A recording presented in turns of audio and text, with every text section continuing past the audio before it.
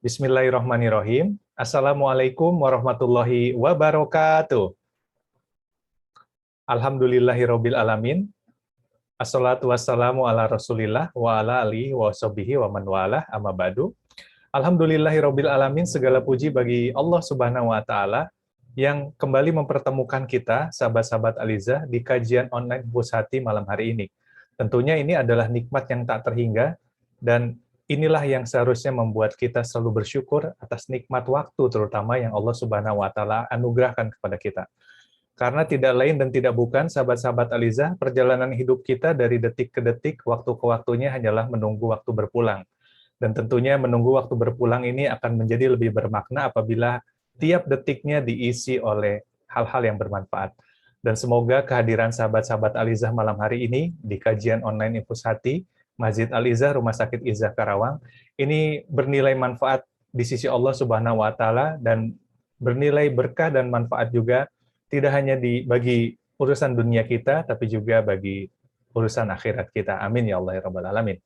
Salawat dan salam marilah selalu kita limpah curahkan kepada uswatun hasanah kita, Rasulullah Muhammad SAW, kepada keluarga beliau, istri-istri beliau, putra-putri beliau, para sahabat-sahabat terbaik beliau, tabi'in, tabi'ut tabi'in, dan semoga Allah Subhanahu wa taala mengistiqomahkan kita semua untuk selalu berada dalam barisan umat beliau sampai waktu berpulang kita tiba nanti. Sahabat-sahabat Aliza yang dirahmati Allah Subhanahu wa taala, kajian online Hufuz Hati malam hari ini masih menghadirkan seri Tazkiyatun Nafs yang kita pada malam hari ini akan dibersamai oleh guru kita Ustadz Agus Al-Muhajir. Alhamdulillah beliau sudah berada bersama kita pada malam hari ini. Silahkan siapkan fokus dari sahabat-sahabat Aliza semua, konsentrasi tentunya, dan boleh menyiapkan catatan mushaf Al-Qur'annya. Kita akan membahas satu tema yang sangat menarik malam hari ini, tentang hati yang selamat. Apakah hati kita sudah menjadi hati yang selamat? Apakah kita sudah menjadi bagian dari orang-orang dengan hati yang selamat itu? Dan apa urgensinya hati yang selamat itu sesungguhnya? Kita akan simak bersama nanti taujih dari Ustadz Agus Al-Muhajir. Namun sebelum kita menyimak taujih dari Ustadz Agus Al-Muhajir, marilah kita sama-sama simak lantunan tilawah Al-Quran yang akan disampaikan oleh Kang Agu Anglingga. Kang Agu ini adalah salah satu dari relawan Al-Izzah, Masjid Al-Izzah Karawang. Kepada Kang Agu Anglingga, tafadhol masykur, Kang. Alhamdulillah, terima kasih. Assalamualaikum warahmatullahi wabarakatuh. Waalaikumsalam warahmatullahi wabarakatuh. Suaranya terdengar jelas, Dok? Alhamdulillah jelas, Kang. Mangga.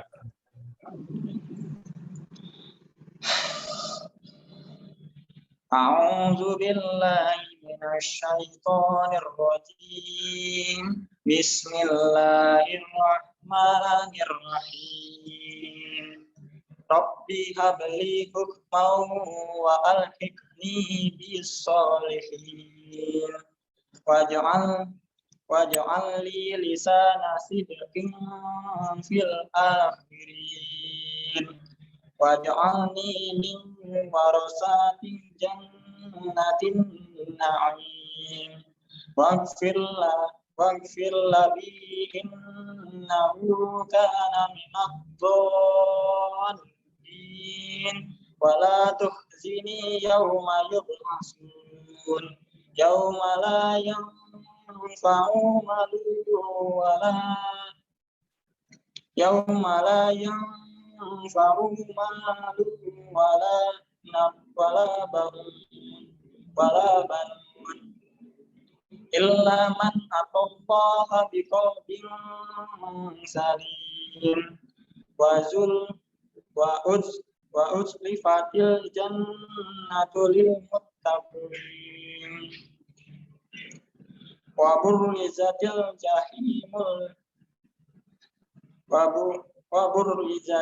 jahimul lil ghawin wa qila lahum aina ma kuntum tad'un. Shadaqallahul azim. Baik, Shadaqallahul azim, maha benar Allah dengan segala firman-Nya. Syukron jazakallah khair Kang Agu Anglingga dari Relawan Al-Izzah yang saat ini mungkin sedang ada amanah juga ya di luar ya. Mendadak tadi ditodong sebelum acara. Syukron sudah membacakan Quran Surat Asy-Syu'ara ayat ke-83 tadi kalau tidak salah ya, sampai ayat ke-81 sampai ke ayat 92 atau 93. Semoga menjadi keberkahan tersendiri bagi Kang Agu yang telah bertilawah dan bagi kita semua yang menyimak, bernilai ibadah dan berkah juga bagi kita semua. Baik sahabat-sahabat Al-Izzah, sebagai pembuka tadi kita sudah simak tilawah Al-Quran dari Kang Agu, yang di dalamnya di sana ada kata-kata kolbun salim juga di Quran Surat Asy-Syu'ara itu, dan tentunya pada malam hari ini kita akan sama-sama cari jawabannya. Apakah kita sudah menjadi bagian orang-orang yang memiliki hati yang selamat gitu ya? Karena ternyata kalau sahabat-sahabat simak tadi di Quran Surat Asy-Syu'ara, tidak ada yang penting, tidak ada yang paling urgent ketika kita kembali pulang kepada Allah Subhanahu wa Ta'ala selain hati yang selamat. Apakah itu hati yang selamat? Mari kita simak tausiah dari guru kita, Ustadz Agus Al-Muhajir, tentang hati yang selamat. Apakah kita yang menjadi bagian dari hati yang selamat itu? Kepada Ustadz Agus Al-Muhajir, tafadol maskuro ya Ustadz. Baik, alhamdulillah, jazakallahu khair, Dr. Arif. Bismillahirrahmanirrahim. Assalamualaikum warahmatullahi wabarakatuh. Waalaikumsalam warahmatullahi wabarakatuh. Alhamdulillahillazi arsala rasulahu bil huda wa dinil haqq liyudhhira ala dini kulli wa kafa billahi syahida. Asyhadu an la ilaha illallah wa asyhadu anna Muhammadan abduhu wa rasuluh. Allahumma shalli wa sallim wa barik ala Muhammad wa ala alihi wa sahbihi ajmain. Amin ya Allah ya rabbal alamin. Alhamdulillah, segala pujian patut untuk kita senantiasa haturkan kepada Allah. Salawat dan salam semoga terlimpah curahkan kepada Nabi kita Muhammad Sallallahu Alaihi Wasallam, kepada keluarganya, pada para sahabatnya, kepada para tabi'in, tabi'ut tabi'in, dan insya Allah mudah-mudahan untuk kita semuanya umatnya yang ada di akhir zaman ini. Ibu dan Bapak yang dirahmati oleh Allah, sahabat-sahabat yang dirahmati oleh Allah, alhamdulillah hari ini kita bisa berkumpul kembali, yang insya Allah kita akan menelusuri ya, ada satu yang merupakan kata kunci dari keselamatan kita. Tadi sudah disampaikan oleh Dr. Arif bahwa nanti akan tiba satu masa. Kalau dalam bahasa ayatnya yaitu yauma, disebutnya ada satu hari nanti di sana. Yauma la yanfa'u malun wala banun. Ada satu hari yang dimana hari tersebut itu tidak berguna tuh, yang namanya malun, yang namanya harta-harta kita yang banyak, yang namanya harta-harta kita yang kita kumpul-kumpulkan, malun wala banun, juga tidak ada gunanya juga yang disebut dengan yang namanya anak laki-laki. Kita tahu ya bahwa kalau kita bicara tentang anak laki-laki, kita nih yang jadi laki-laki, Masya Allah, kita banyak sekali ya harapan-harapan dari keluarga kita. Begitu pula ketika kita punya anak laki-laki, kita berharap juga pada anak laki-laki ini untuk melanjutkan ya berbagai hal, mimpi-mimpi kita bersama-sama di keluarga begitu. Masya Allah. Nah tapi nanti satu saat itu anak-anak laki-laki itu tidak berguna juga bagi kita gitu ya. Tidak berguna juga bagi kita kalau kita tidak perlakukan dengan baik. Harta kita tidak perlakukan dengan baik, anak-anak kita tidak perlakukan dengan baik, bahkan pasangan kita itu bisa jadi bahkan menggugat kita gitu. Bisa jadi mencelakakan kita di satu hari itu.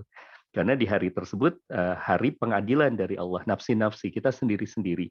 Tapi ya tentu tadi itu ada hubungan kita, ada yang bisa menyelamatkan, saling menyelamatkan, karena ada seorang anak juga yang bisa menyelamatkan orang tuanya nanti dengan syafaatnya, dengan izin Allah tentu.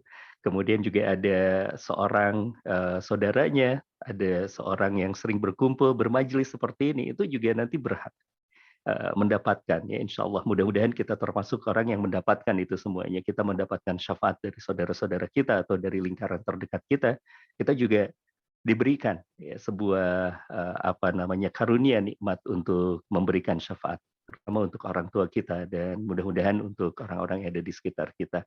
Nah ini sebuah kejadian yang terjadinya di akhirat.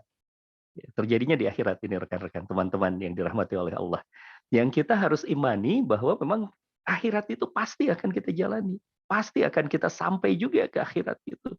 Hari ini kita memang seperti memandang akhirat itu adalah sebuah mimpi atau sesuatu yang belum terwujud. Tapi satu saat nanti kalau kita meminjam satu bahasanya dari Ali bin Abi Thalib. Ali bin Abi Thalib itu mengibaratkan kita nih, kehidupan kita, kita yang sekarang sedang hidup di dunia, itu seperti sedang tidur. Sedang tidur dan tidurnya itu bermimpi tentang sesuatu. Pas bangun, nah bangun itu akhirat yang kita hadapi.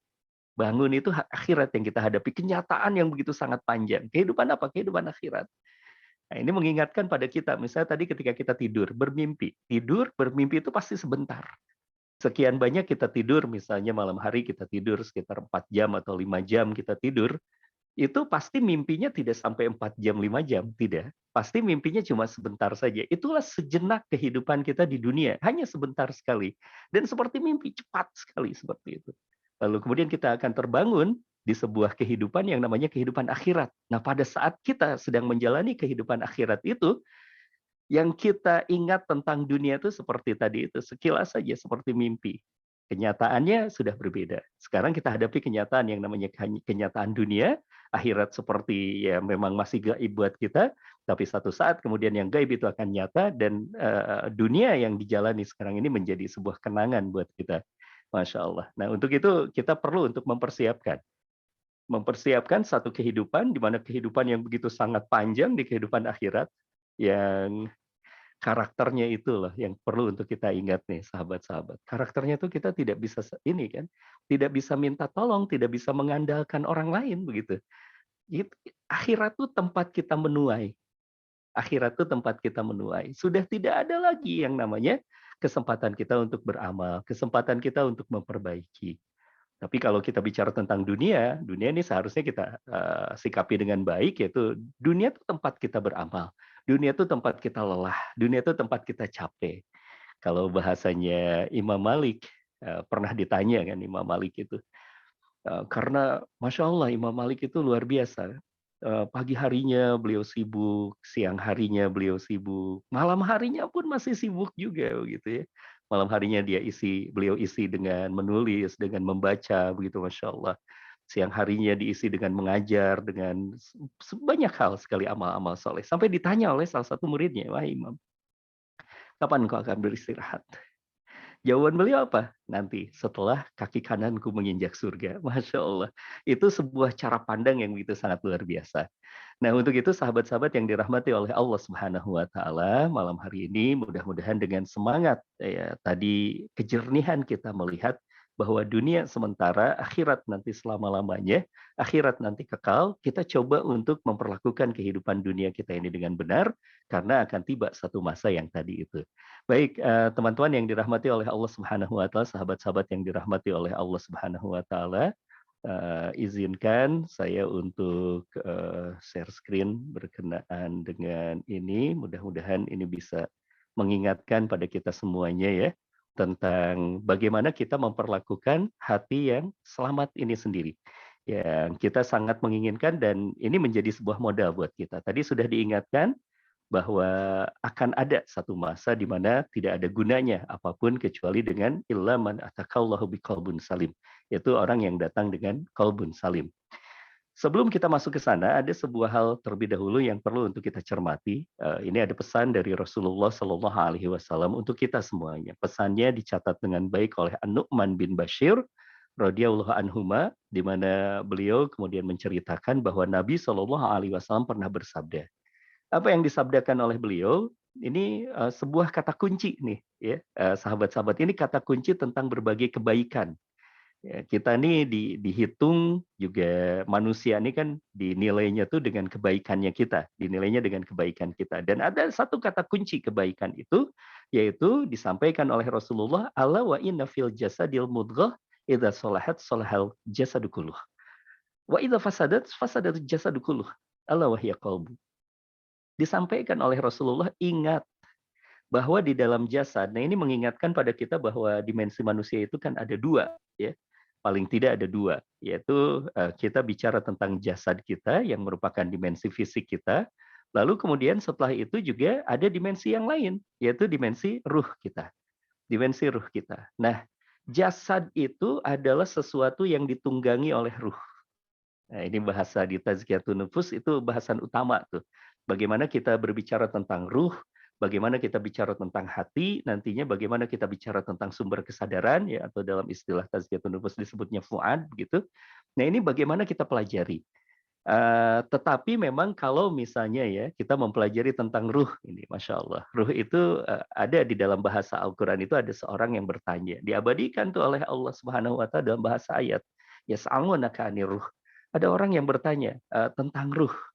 Apa kata Allah Subhanahu Wa Taala? Kalau tentang ruh itu pengetahuan yang disampaikan kepadamu itu sedikit. Pengetahuan yang disampaikan kepada kita manusia itu sedikit karena ini termasuk rahasianya dari Allah, karena ini adalah satu hal yang gaib juga dimensinya sehingga diberikannya terbatas. Dan tentunya dari keterbatasan itu kita coba untuk melihat fungsi, itu yang lebih penting begitu. Kita tidak perlu mencari unsur ruh itu dari mana, kemudian segala macamnya begitu. Kita tidak perlu untuk itu. Kita terlalu merepotkan sesuatu dengan yang mensibukkan pikiran kita tetapi kemudian juga kurang bermanfaat untuk kehidupan kita. Tentang ruh itu ya.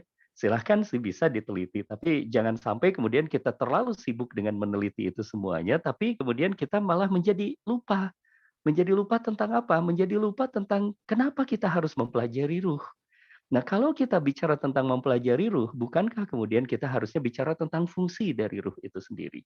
Nah, di dalam Tazkiyatun Nufus itu disederhanakan, fungsi ruh itu adalah menunggangi jasad. Ruh itu mengendalikan jasad, sehingga disitulah ada kehidupan nantinya. Ada kehidupan. Mungkin kalau bahasannya di dalam kedokteran lebih luas lagi ya tentang itu semuanya. Tapi kalau kita bicara tentang di dalam kajian Tazkiyatun Nufus, ruh itu adalah yang bergabung dengan jasad, baru kemudian kita sebut sebagai manusia. Dan itu menjadi dimensi yang sangat luar biasa. Ya. Kalau kita misalnya bicara tentang ruh, ruh itu adalah satu hal yang tempatnya kesadaran.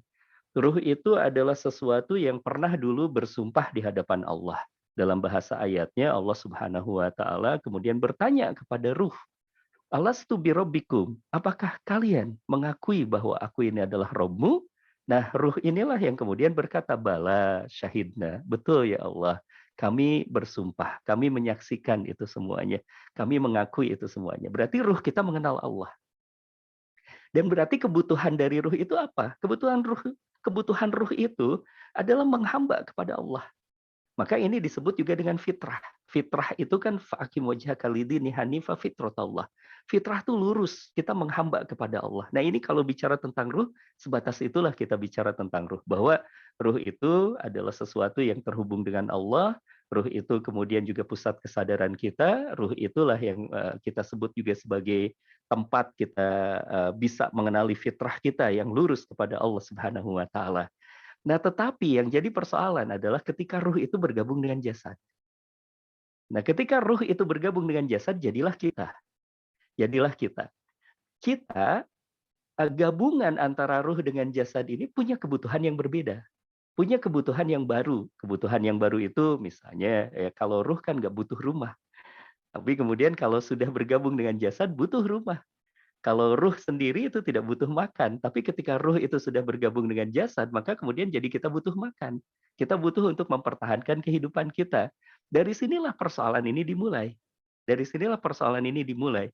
Untuk misalnya ya dari apa namanya itu insting kita atau fitrah kita untuk mempertahankan diri, di sana muncul kebutuhan-kebutuhan itu.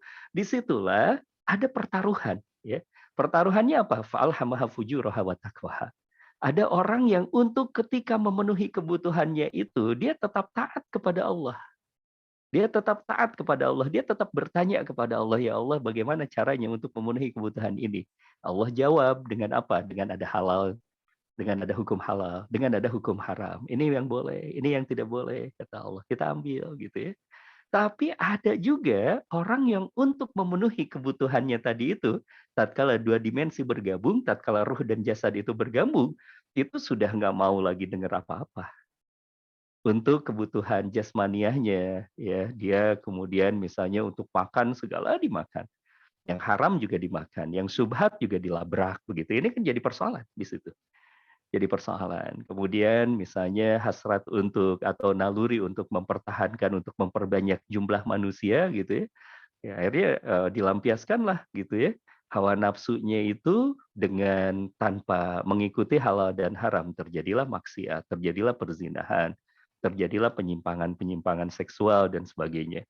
Nah, itu gara-garanya apa? Gara-garanya karena tadi itu kebutuhan yang tidak kemudian disikapi dengan baik.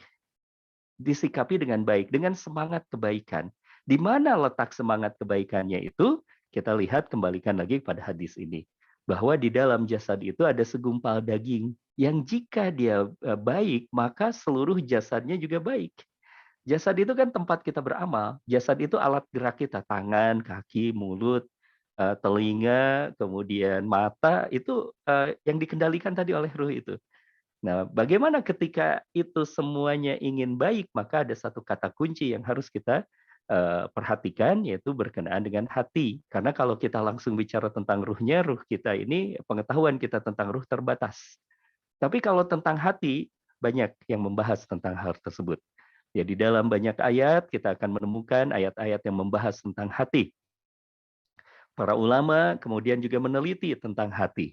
Ya, termasuk ulama besar, salah satu ulama besar yang mempelajari tentang hati atau yang mengabarkan, ya, karya-karyanya banyak untuk bisa kita ikuti tentang beliau, tentang hati, ya, bahasan-bahasan tentang hati. Siapa di antaranya? Di antaranya itu adalah Imam Al-Ghazali.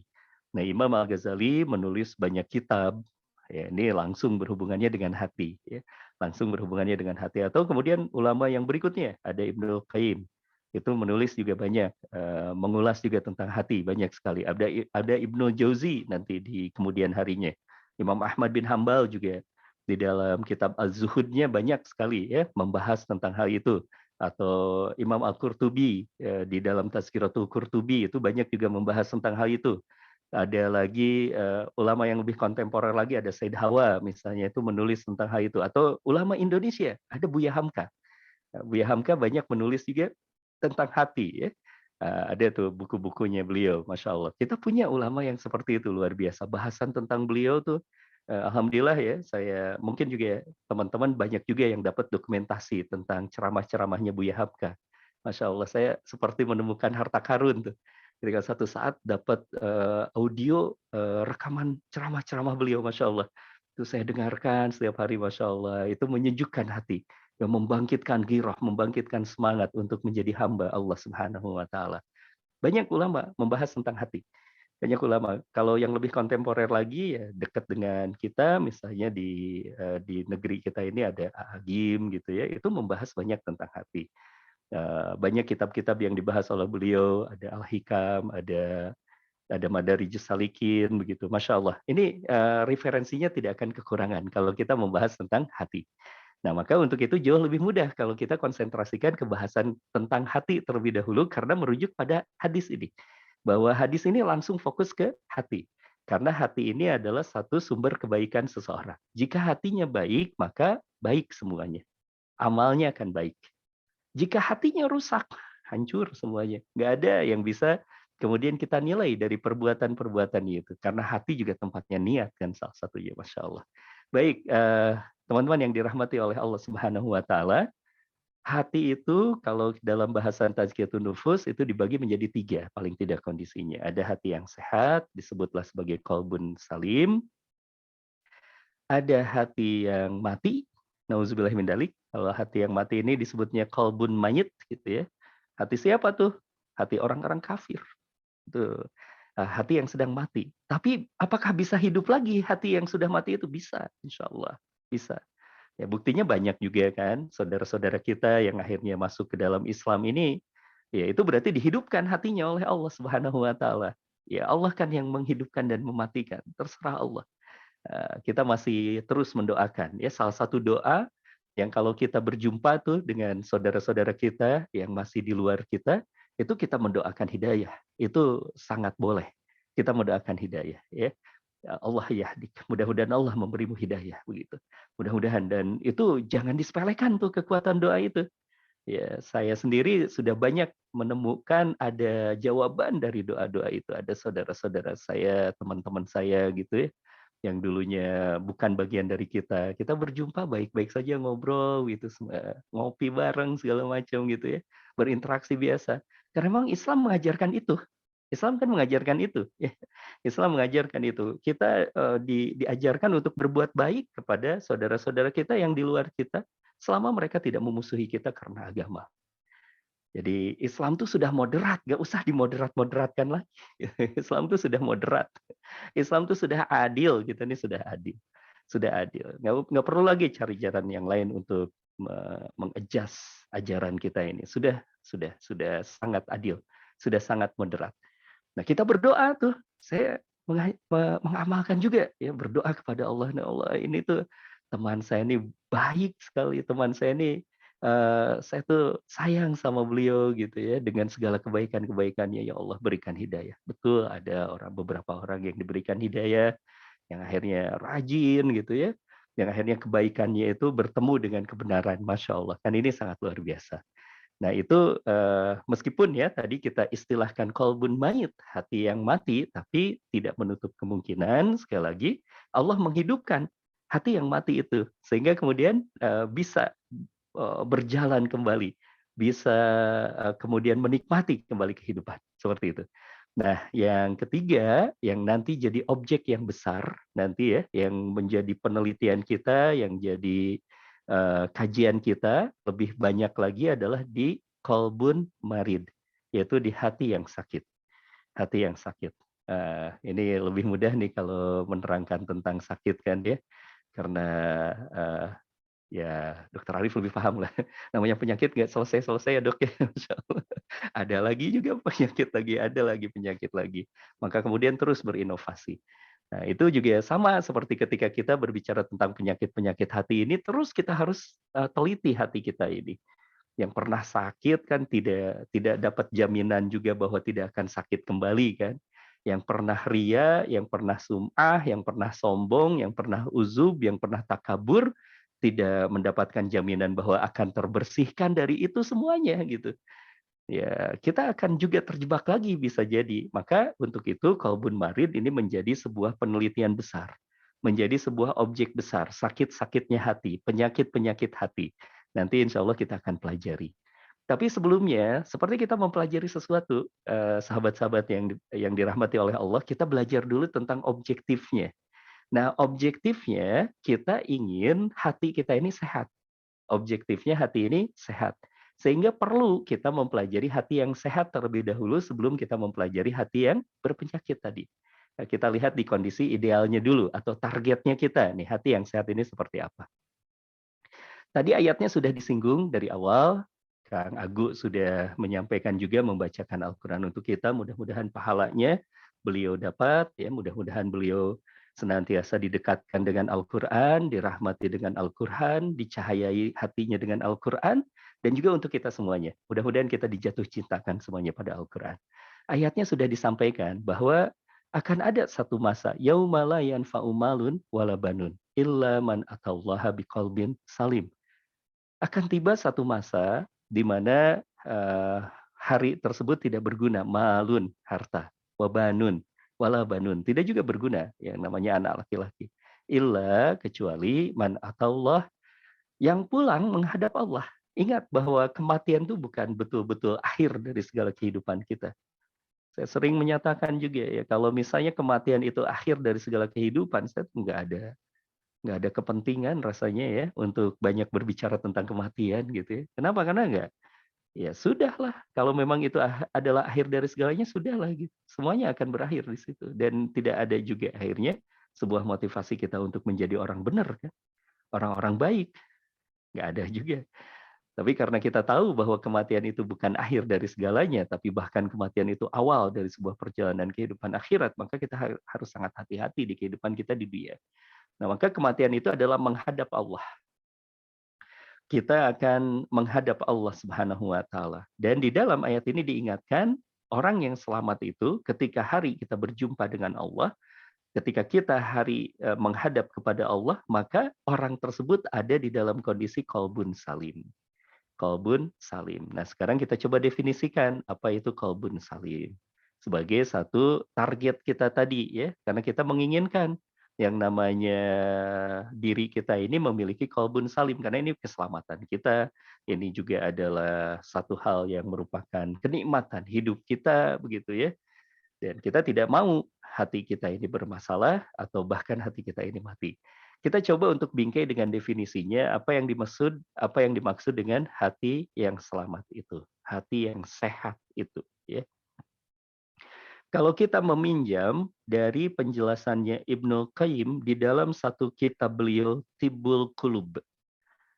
Kitabnya tipis tapi kemudian isinya sangat bergizi buat kita, Masya Allah. Ya, Tibbul Qulub, kalau di bahasa Indonesia kan berarti obat hati. Masya Allah, obat hati. Bukan kayak nasi, obat hati. Nah, di kitab tersebut, Ibnu Qayyim mengutip juga pendapatnya, siapa? Pendapatnya Imam Al-Ghazali. Di mana kata Imam Al-Ghazali bahwa yang namanya hati yang sehat atau qalbun salim itu adalah hati yang bersih. Hati yang bersih. Itu satu kalimat kunci terlebih dahulu ya. Jadi kalau kita mempelajari kitab-kitab Tazkiyatun Nufus, memang kita perlu bersabar. Perlu bersabar untuk tidak membaca satu kalimat panjang secara tergesa-gesa. Tapi kita perlu untuk merenungi setiap kata-katanya itu ya, Masya Allah. Ini yang memang nampaknya dianugerahkan oleh Allah Subhanahu wa taala kepada ulama-ulama Tazkiyatun Nufus itu, di mana di setiap kalimatnya itu kalau bahasanya saya ya, bahasa perasaannya saya merasakan ada ruhnya di setiap kalimatnya itu. Ada suatu energi dari setiap kata-kata yang ditulis oleh ulama-ulama tersebut. Nah, termasuk juga harus kita pahami dengan benar. Karena dari tulisan yang pendek itu bisa jadi maknanya panjang. Bisa jadi maknanya panjang. Nah, seperti yang satu ini, ketika Ibnu Qayyim dan merujuk kepada pendapatnya Imam Al-Ghazali, beliau mendefinisikan hati yang sehat adalah hati yang bersih. Tentu kita akan bertanya, bersih dari apa? Bersih yang kemudian dijelaskan oleh dua ulama besar ini, yaitu bersih dari syahwat. Syahwat ya. Nanti kita harus pelajari juga apa itu syahwat. Apa itu syahwat? Yang ternyata di dalam kalimat definisi ini disampaikan bahwa syahwatnya ini yang menentang perintah dan larangan Allah. Berarti ada dua objek nih. Ada dua objek dalam kalimat ini. Ada objek yang pertama adalah syahwat, objek yang kedua adalah perintah dan larangan. Apa hubungannya syahwat dengan perintah dan larangan? Nah, teman-teman yang dirahmati oleh Allah, sahabat-sahabat yang dirahmati oleh Allah Subhanahu wa taala yang dimuliakan oleh Allah, kita tadi sudah membahas dari awal bahwa ketika bergabungnya ruh dan jasad maka timbul makhluk yang baru. Namanya kita manusia. Manusia itu selain punya keinginan, ya, selain punya kebutuhan tadi di awal kita bicara tentang kebutuhan. Selain punya kebutuhan, manusia juga akhirnya ketika bergabung antara ruh dengan jasad itu punya keinginan pula. Nah, disinilah keinginan kita ini yang perlu untuk kita didik karena keinginan itu ada hubungan besar, ada hubungan sangat erat dengan syahwat. Yang ketika kita bicara tentang syahwat itu, keinginan kita itu kadang-kadang ya dengan kita berkata tentang kemerdekaan seorang manusia, ya, ini kan terjebak kadang-kadang kita ke term itu ya bahwa manusia ini diberikan kemerdekaan untuk memilih yang terbaik bagi dirinya, untuk memiliki keinginan, mewujudkan keinginannya. Nah, kadang-kadang ketika bicara tentang keinginannya itu, yang tadi kita bingkai dalam sebuah bingkai besar yang namanya syahwat, itu head to head, atau kemudian langsung berhadapan dengan perintah dan larangan. Berhadapan dengan perintah dan larangan. Kita inginnya, mohon maaf ya, inginnya tuh nggak ada aturan dari Allah. Itu kan kalau kita bicara tentang syahwatnya kita pengen merdeka, bebas, nggak ada aturan sama sekali. Tapi ya, tidak bisa seperti itu. Maka kemudian Allah berkata, ini halal, ini haram. Ini boleh, ini nggak boleh. Dicontohkan sama Rasul, nih kayak gini cara hidup itu. Dicontohkan oleh Rasulullah SAW. Dan itu bertentangan dengan syahwat banyaknya. Banyaknya bertentangan sekali dengan syahwat. Saum sebentar lagi bulan Ramadan.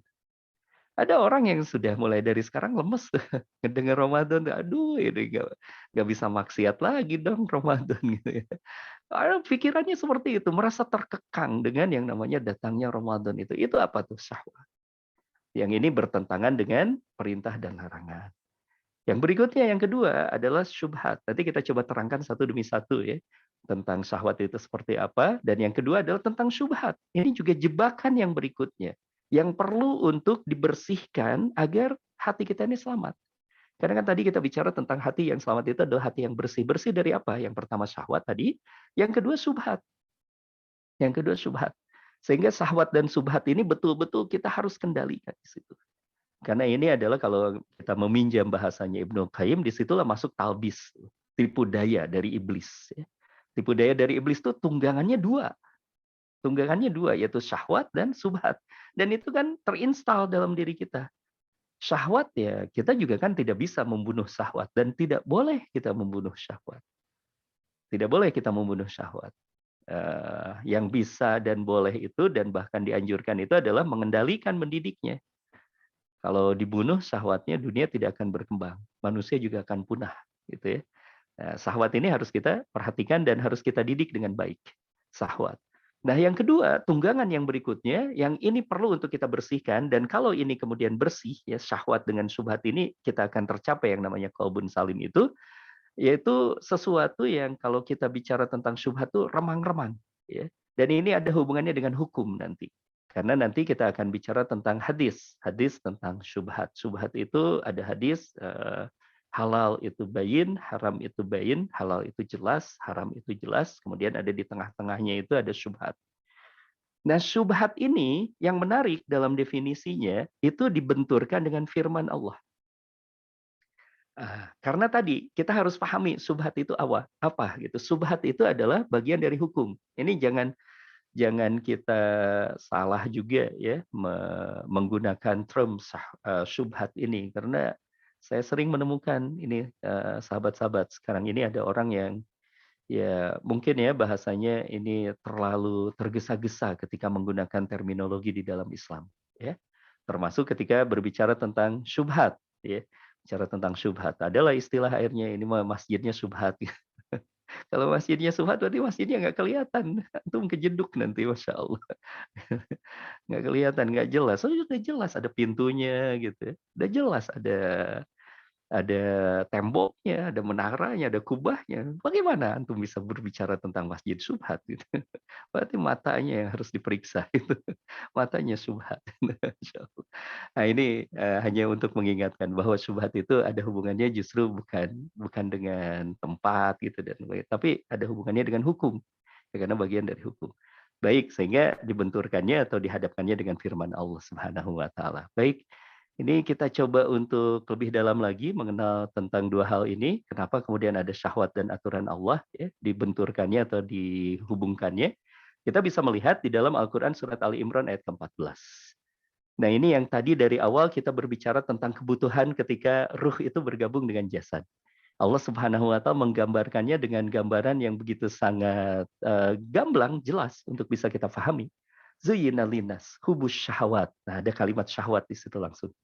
Zuyyina linas hubus syahawati minan nisa wal banin wal qanatiril muqantarati minadz zahabi wal fiddah wal khayli musawwamat ya begitu, wal an'am wal hars. Disampaikan oleh Allah Subhanahu wa taala seperti itu. Dijadikan indah pada pandangan manusia. Berarti siapa yang menjadikan indah? Allah tuh di situ ya. Itu berarti ada bagian dari karakter ketika tadi bergabungnya ruh dengan jasad, maka terciptalah sebuah keinginan-keinginan kita. Dan kan kita kalau ingin sesuatu tuh ya nuansanya keindahan gitu. Terciptalah sebuah keinginan kita dan kita indah juga melihatnya. Melihat apa? Yaitu dikatakan ada wanita-wanita atau pasangan ya. Sama juga karena laki-laki mendambakan perempuan, perempuan juga mendambakan laki-laki. Makanya ini secara kalimatnya, teksnya memang nisa ya, tapi bukan hanya nisa, berarti ada rijal juga di sana. Wanita, pasangan-pasangan. Kemudian juga bicara tentang anak. Ya, ini juga sesuatu yang menyejukkan hati. sesuatu yang diinginkan, sesuatu yang indah kita ini kalau sudah memandang anak-anak kita gitu ya. Ya banyak hal lah yang kita bisa tersenyum ngelihat anak-anak kita kalau masa kecilnya. Masya Allah. Udah gedenya banyak istighfar gitu. Tapi mudah-mudahan tidak seperti itu. Masa kecilnya membahagiakan, masa besarnya juga membanggakan. Insya Allah ya. Anak-anak, kemudian harta. Ini juga menyenangkan buat manusia tuh. Harta yang banyak dari jenis emas. Sekarang emas lagi naik ya gara-gara perang. Makanya orang yang punya emas ngedoain perangnya panjang. Oh jangan. Ada perang Rusia dengan Rumania itu. Harga emas naik. Masya Allah. Perak, kuda pilihan, binatang-binatang ternak. Maksudnya binatang-binatang ternak. Kuda pilihan itu kendaraan juga masuk. Binatang-binatang ternak, pekerjaan kita. Sawah ladang, aset-aset kita. Begitu ya. Dan dikatakan oleh Allah Subhanahu wa taala, "Dzalika mata'ul hayatud dunya." Dzalika mata'ul hayati dunya. Itu semuanya adalah kesenangan hidup di dunia. Itu kesenangan hidup di dunia. Dan untuk itu, maka didik kesenangan hidup kita ini, didik syahwat kita ini, didik kecenderungan kita terhadap kesenangan itu, dengan mengingatkan di ujung ayatnya itu, wallahu indahu husnul ma'ab. Bahwa ada satu tempat kembali, ada satu hal yang lebih baik dari dunia. Apa itu yang lebih baik dari dunia? Akhirat. Jangan sampai karena kecenderungan kita terhadap dunia tersebut menghalalkan segala cara.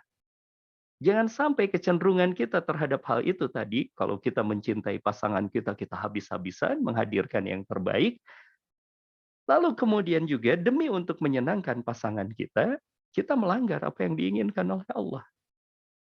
Mohon maaf, ini hanya sekedar ya mudah-mudahan jadi ingatan buat kita. Banyak para koruptor di satu negeri, saya tidak bicara tentang di Indonesia ya, di satu negeri sama saja dimanapun, itu biasanya kan gara-garanya itu ya bisa jadi tuh yang menjadi faktor pemicunya itu adalah ingin memenuhi kebutuhan anak dan istrinya gitu ya. Yang secara hitung-hitungan wah ini kalau cuma ngandelin penghasilan yang halal saja susah. Makanya dia mencari cara yang lain ya. Masya Allah. Itu tuh. Nah, jangan sampai itu kecintaan kita pada anak kita, kecintaan kita pada istri kita, kecintaan kita pada harta, gitu, mengalahkan kecintaan kita kepada yang memiliki itu semuanya itu Allah. Disinilah perlu untuk kita mendidik syahwat kita.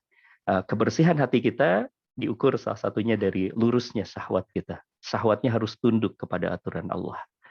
Yang berikutnya adalah ketika dibenturkan syubhat dengan firman Allah Subhanahu wa taala di dalam kalimat tadi Imam Al-Ghazali itu.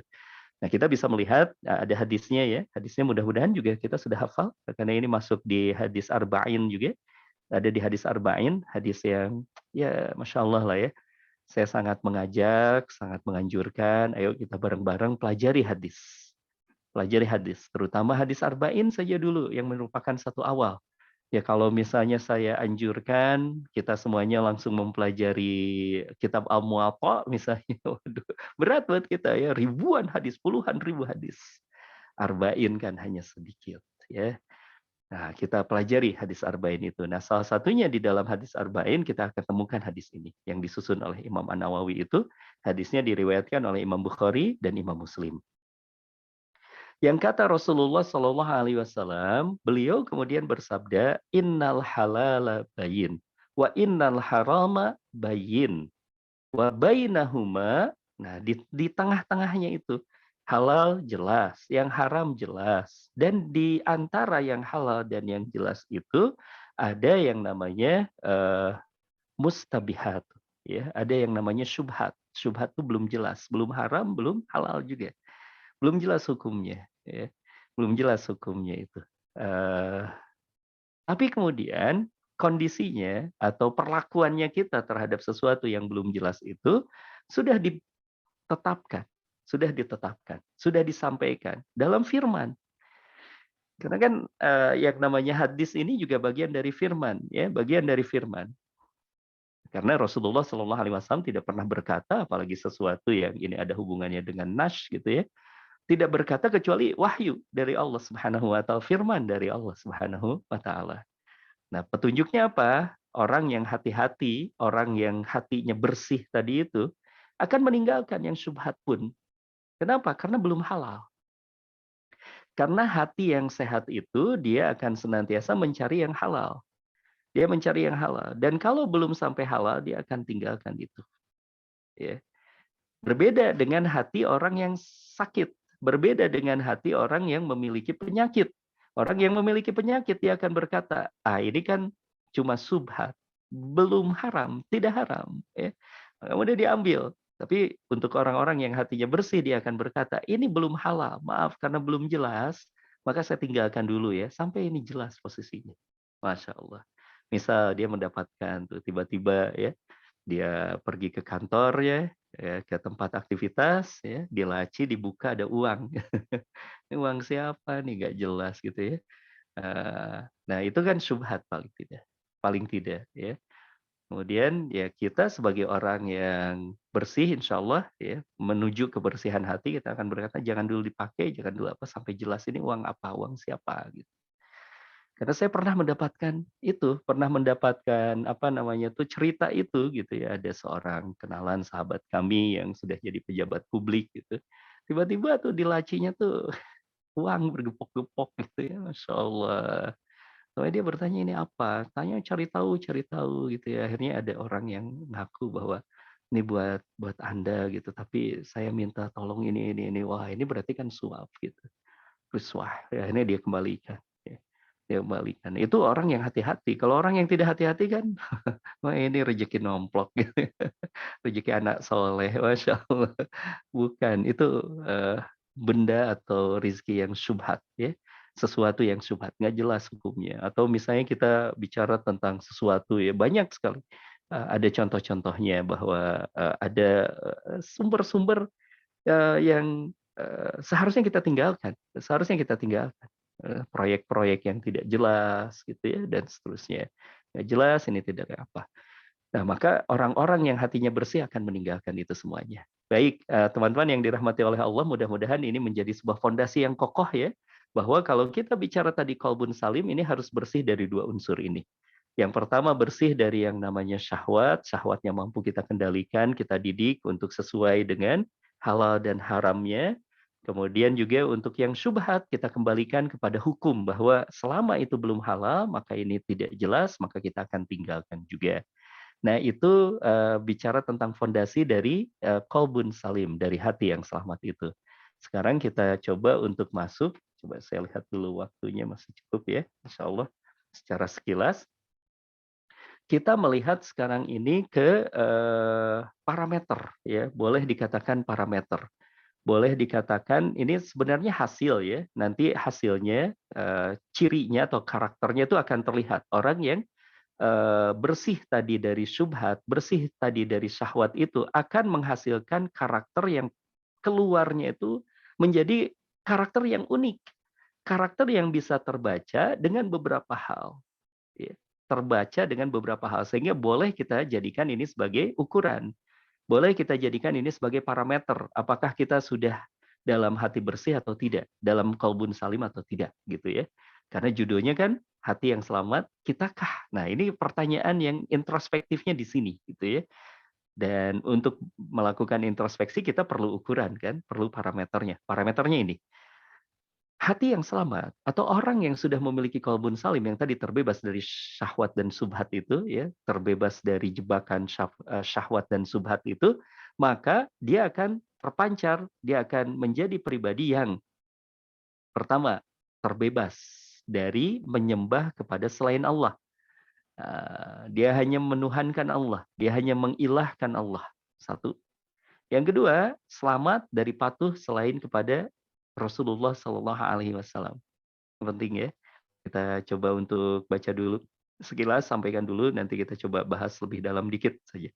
Ya, selamat dari patuh selain kepada utusannya. Kemudian yang berikutnya lagi apa? Selamat dari cinta kepada selain Allah. Ini bicara tentang cinta, masya Allah. Dalam Tazkiyatun Nufus itu bahasan paling tingginya tuh. Ya bahasan puncaknya itu adalah al-mahabbah, ya kecintaan kita. Karena memang kita mengambil ayat yuhibbunahum ya, bahwa Allah itu mencintai kita dan kemudian kita pun mencintai Allah Subhanahu wa taala. Ya al-mahabbah sampai kepada puncaknya di sana. Ya, orang yang jatuh cinta kepada Allah seperti apa nanti. Selamat dari cinta kepada selain Allah. Dia tidak mencintai yang lain. Ya, di hatinya tidak ada celah sedikit pun untuk mencintai yang lain selain Allah. Ya, itu orang yang qalbun salim. Ya, parameternya. Ya, kalau bicara tentang cinta, ngomonginnya Allah melulu gitu ya. Kemudian yang berikutnya lagi, dari takut dan harap ada khauf dan roja. Bisa diukur nanti dari khauf dan rojanya kepada siapa. Dia takut kepada Allah atau takut kepada siapa gitu ya. Ini yang menarik nih. Sekarang sedang rame juga ya. Sedang rame misalnya ada kasus pernikahan beda agama ya. Pernikahan beda agama dan posisinya wanitanya yang muslimah gitu. Laki-lakinya dari luar sana. Nah, ini kalau menurut hukum itu nggak boleh, haram. Tidak boleh. Ya, seorang wanita muslimah menikahi seorang yang bukan muslim. Ya, ini tidak boleh. Nah, ini ada hubungannya dengan takut dan harap nanti, khauf dan roja. Nah, ada kan yang viral juga, saya mendapatkan juga videonya itu. Ada sebuah mungkin perbincangan kecil yang seperti mereka anggapnya sih biasa gitu ya, tapi buat saya ini persoalan fundamental. Persoalan fundamental. Ada sebuah dialognya seperti ini. Ya. Seperti takut kehilangan manusianya gitu ya. Ya kan kalau sudah jatuh cinta jadi takutlah kepada takut kehilangan gitu dan ya kan Tuhan juga tidak melarang kita jatuh cinta sama orang. Masya Allah. Ya, ini sebuah hal pertanyaannya seperti ini. Kalau misalnya ya kita bicara di termnya takut dan harap itu. Coba kita renungkan kalimat ini. Kalau saya bertanya kepada sahabat-sahabat yang dirahmati oleh Allah, pertanyaan yang sederhana. Anda mau kehilangan Allah atau kehilangan manusia? Masya Allah. Itu pertanyaan pendek ya, tapi ini fundamental. Pertanyaan pendek tapi fundamental. Anda mau kehilangan Allah atau kehilangan manusia? Kalau Anda kehilangan manusia, maka kehilangan segalanya. Kalau kehilangan manusia, kehilangan Allah, kita akan kehilangan segalanya. Tapi kalau kehilangan manusia, Allah bisa ganti dengan yang lebih baik. Allah bisa ganti dengan yang lebih baik. Bisa jadi. Apalagi kalau kita meninggalkannya itu karena Allah. Kita meninggalkan seseorang karena Allah gitu ya. Ya Allah yang akan mengganti itu. Pasti, pasti. Itu janjinya Allah. Innallaha la yukhliful mi'ad. Allah tuh nggak pernah ingkar janji. Allah tuh nggak pernah ingkar janji. Ya, jangan kejebak juga. Oh, yang nggak pernah ingkar janji merpati. Nggak juga. Merpatinya kalau ditangkap sama tukang burung nggak balik lagi, Pak. Yang nggak pernah ingkar janji itu cuma Allah. Yang nggak pernah ingkar janji itu cuma Allah. Dan Allah menjanjikan bahwa barang siapa yang meninggalkan sesuatu karena Allah, maka Allah akan ganti dengan yang lebih baik. Gitu ya. Masya Allah. Nah ini misal takut dan harap gitu ya. Kemudian juga ada pasrah, Masya Allah. Tawakal kita kepada Allah Subhanahu wa Ta'ala. Fokus tawakalnya 100% ya. Seindah-indahnya tawakal kepada Allah. Selalu kembali kepadanya, menghindarkan diri kepadanya, memilih ridha di segala hal dan menjauh diri dari murkanya di setiap jalan. Ya, Masya Allah. Nah ini parameter-parameternya ya. Kita coba untuk secara cepat ya, lebih dalam lagi, untuk sekaligus juga murojaah nih, menghafalkan. Karena ini penting, ya, ini alat ukur nih, teman-teman ya, ini alat ukur dan alat ukur ini mari kita gunakan untuk mengukur diri sendiri, jangan mengukur orang lain dulu. Kita mengukur diri kita sendiri. Karena bahasan tazkiyatun nufus itu untuk kita yang paling mendapatkan manfaatnya insya Allah kita. Orang lain mah ya nanti sajalah dulu ya. Ya kita nggak bisa juga memperbaiki atau misalnya menyapu halaman yang kotor dengan sapu yang kotor juga nggak bisa gitu. Ngepel ruangan itu harus dengan pel yang bersih juga. Kalau ngepel ruangan, pelnya penuh najis ya yang ada jadi najisnya berceceran kemana-mana itu jadi persoalannya. Maka perlu untuk kita orientasi pada memperbaiki diri kita terlebih dahulu. Kita murojaah lagi poin-poinnya. Sekarang kita lebih pisah-pisahkan ya. Lalu kita kuatkan dengan dalil-dalilnya untuk menggedor kita, untuk menjadikan ini sebagai cermin besar buat kita. Jangan sampai kita ini tidak tercapai nih ya tujuan ini. Ya kita berupaya untuk sampai kepada tujuan kita menjadi orang yang punya qalbun salim ini. Yang pertama tadi parameternya adalah hanya menyembah kepada Allah dan taat kepada Rasulullah. Kita satukan tuh parameter 1 dengan parameter 2, hanya menyembah kepada Allah dan taat kepada Rasulullah. Ini berarti syahadatain. Ini berarti syahadatain. Berarti bahasannya nanti kita harus membahas juga tentang syahadatain, maknanya seperti apa, kemudian bagaimana konsekuensinya ya. Nanti di sana ada al-wala wal bara, bagaimana kesetiaan kita kepada Allah, kesetiaan kita kepada Rasulullah yang kita turunkan kepada dunia kita, di dunia manusia ini seperti apa. Ya, jangan sampai kemudian kita menyembah kepada selain Allah dan taat kepada selain Rasulullah Sallallahu Alaihi Wasallam. Kalau kita melihat di surah Saba ayat ke-22, A'udzubillahi minasyaitonirrajim. Qul ud'ul ladzi za'amtum min dunillah la yamlikuna mithqala dzarratin fis samawati wala fil ard wa ma lahum fihi ma min syirki wa ma lahu minhum min zahir. Katakanlah Muhammad, serulah mereka yang kamu anggap sebagai Tuhan selain Allah. Ini challenge ya, tantangan. Mereka ini tidak memiliki kekuasaan sebesar zarah pun, tapi ada orang yang menyembahnya, ya. Menyembah atasan, menyembah hawa nafsu, ya, menyembah harta, menyembah dunia, ya, Masya Allah. Padahal itu tidak punya kekuatan seberat zarah pun, tidak memiliki kekuasaan sebesar zarah pun di langit dan di bumi, dan mereka sama sekali tidak mempunyai peran, Masya Allah, peran serta dalam penciptaan. Kan ada orang ya, secara realnya, contoh mudahnya gitu, ada orang yang menjilat datangnya kepada atasannya misalnya. Atasannya nggak nyiptain langit, nggak menciptakan bumi, gitu. Tidak berperan serta dalam itu semuanya. Bahkan nggak ikut nyiptain nyamuk yang kecil, nggak ikut dia. Masya Allah. Terus ngapain juga kita berharap kepada atau menghamba kepada yang seperti itu ya, gitu. Takut misalnya kepada orang-orang yang seperti, wah ini nanti akan mencelakakan kita nih kalau kita nggak dekat sama dia. Ya, dia tidak punya kekuasaan atas angin, dia tidak punya kekuatan atas jantungnya dia sendiri, dia tidak punya kekuatan atas detak denyut nadinya. Gitu. Terus apa kekuatannya? Gitu. Ngapain juga kita menjadi orang yang menghamba, merunduk-runduk kepada selain Allah? Mereka tidak punya kekuatan apapun. Itu kalau bicara manusia. Apalagi kalau misalnya kita menyembah harta, Masya Allah. Menyembah dunia, dunia itu hilang. Kena bencana hilang. Ada gunung meletus, harta kita habis, Masya Allah. Bahkan harta, jangan nunggu gunung meletus. Ya, harta Bapak dan Ibu, sahabat-sahabat yang tersimpan dalam bentuk digital, itu sistem teknologi informasi di dunia kacau tuh, hilang uang kita semua, Masya Allah. Itu saking tidak berkuasanya. Ya, sesuatu di lain Allah itu sama sekali tidak mempunyai peran serta dalam penciptaan langit dan bumi, dan tidak ada di antara mereka yang menjadi pembantu baginya. Ngebantuin Allah tuh nggak ada. Gitu.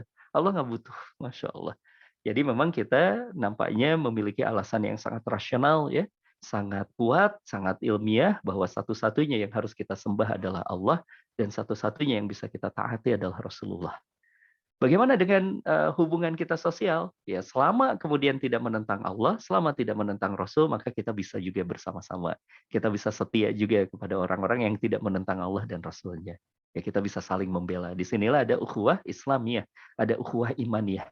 Kita saling mencintai karena Allah. Kita saling bantu karena Allah. Kita saling bantu, kita saling bahu-membahu karena memang diperintahkan juga oleh Allah dan Rasulnya. Begitu ya. Nah, ini orang yang qalbun salim tuh kayak gitu. La khaufun alaihim walahum yahzanun. Nggak ada takut sedikit pun. Orang yang beriman tuh susah diatur biasanya. Susah diatur ya kalau misalnya yang ngaturnya pengen kita salah gitu ya. Tapi kalau diajaknya kepada Allah, mudah ngatur orang yang beriman. Baik, ini yang satu. Kemudian yang kedua tadi, selamat dari cinta kepada selain Allah. Selamat dari cinta kepada selain Allah. Ada di surah Al-Baqarah ayat ke-165, ini gambaran manusia. Wa minan nas may yattakhidhu min dunillahi andadan yuhibbunahum kahubbillah.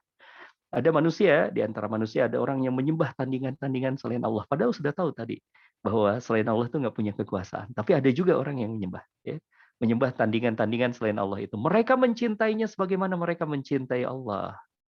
Ya Karim. Padahal kalau orang-orang yang beriman, walladzina amanu asaddu hubbalillah.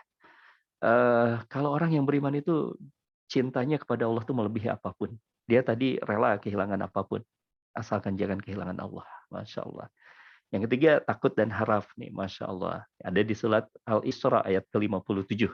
Ulaika alladzina yad'una yabtaguna ila rabbihim alwasilata ayyuhum aqrabu wa yarjuna rahmatahu wa yakhafuna azabahu inna azaba rabbika kana mahdzura. Orang-orang yang mereka seru itu, mereka sendiri mencari jalan kepada Tuhan mereka. Masya Allah. Siapakah di antara mereka yang lebih dekat kepada Allah dan mengharapkan rahmatnya dan takut akan azabnya? Sesungguhnya azab Tuhanmu adalah sesuatu yang harus ditakuti. Jadi memang kita harus punya nih takut dan harap ini. Bahasannya panjang, ya. Imam Al-Ghazali sampai membahas, mengistilahkan ini seperti dua sayap, ya. Dua sayap takut dan harap ini, khauf dan roja ini. Dua sayap yang harus dikepakan bersama-sama. Yang akan menjadikan kita bisa terbang menuju Allah Subhanahu wa taala. Takut dan harap. Ini bahasannya nanti insya Allah mudah-mudahan kita punya usia yang panjang dan Allah mentakdirkan kita untuk bersama, kita akan bahas juga tentang khauf dan roja ini. Kemudian yang berikutnya lagi, Masya Allah, ya, khauf dan roja ini nanti akan menjadi penggerak amal. Innahum kanu yusari'una fil khairat. Kenapa ada orang yang seperti ini? Mereka orang-orang yang selalu bersegera dalam mengerjakan perbuatan-perbuatan yang baik, ya. Kenapa orang-orang itu seperti itu? Karena ada harapan. Ada harapan kepada Allah. Karena ada ketakutan juga kepada Allah. Ada ketakutan ini kalau kita tidak benar dalam beribadah, tidak bagus dalam mengejar perbuatan-perbuatan yang baik ini, nanti gimana nih kalau urusan dengan Allah? Itu ada takut, ya. Ada harapan juga, kita mengharapkan ridhonya Allah, maka kita berkejaran. Nah ini khauf dan roja ini maka disebutnya sayap tadi, kata Imam Al-Ghazali. Kemudian yang berikutnya tadi ada pasrah, ada tawakalnya kita kepada Allah. Masya Allah. Di ujung ayat dari surat Al-Anfal ayat ke-49, wa may yatawakkal 'alallah fa innallaha azizun hakim. Disampaikan oleh Allah, barang siapa yang bertawakal kepada Allah, maka sesungguhnya Allah Maha Perkasa lagi Maha Bijaksana. Allah Akbar, ada keperkasaan Allah di sana, berarti kekuatan Allah dijanjikan, ya. Ada pendampingan dari Allah dan kebijaksanaan Allah. Kalau kita bertawakal sama Allah, kita ingat Allah itu bijaksana.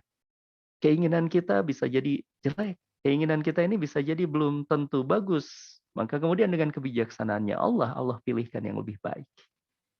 Sehingga kita kadang-kadang karena tidak bijaknya kita, lalu kemudian kita membaca, ya Allah doaku tidak terkabul. Bukan. Bisa jadi Allah dengan kebijaksanaannya itu memilihkan yang lebih baik dari doa kita, dari keinginan kita.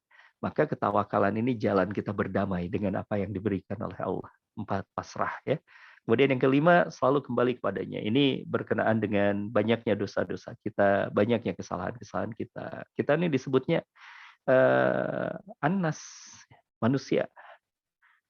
Kalimat manusia itu kan kalau ke Al-Quran itu ada beberapa istilah. Ada An-Nas, ada Bashar gitu, ya. Ada 2, ada 3 itu, ada beberapa juga istilah-istilah yang lainnya. Nah, salah satunya ketika kita bicara tentang An-Nas, bicara tentang manusia itu tempatnya kesalahan. Tempatnya kesalahan. Manusia itu tempatnya kesalahan, tempatnya khilaf. Orang yang bertakwa itu bukan 100% tidak pernah berbuat kesalahan, tapi ada juga kesalahannya. Cuma bedanya kalau orang yang bertakwa, dia sadar tentang kesalahannya, maka dia bertobat, dia kembali kepada Allah. Kembali, ya, ada tobat, ada inabah kepada Allah.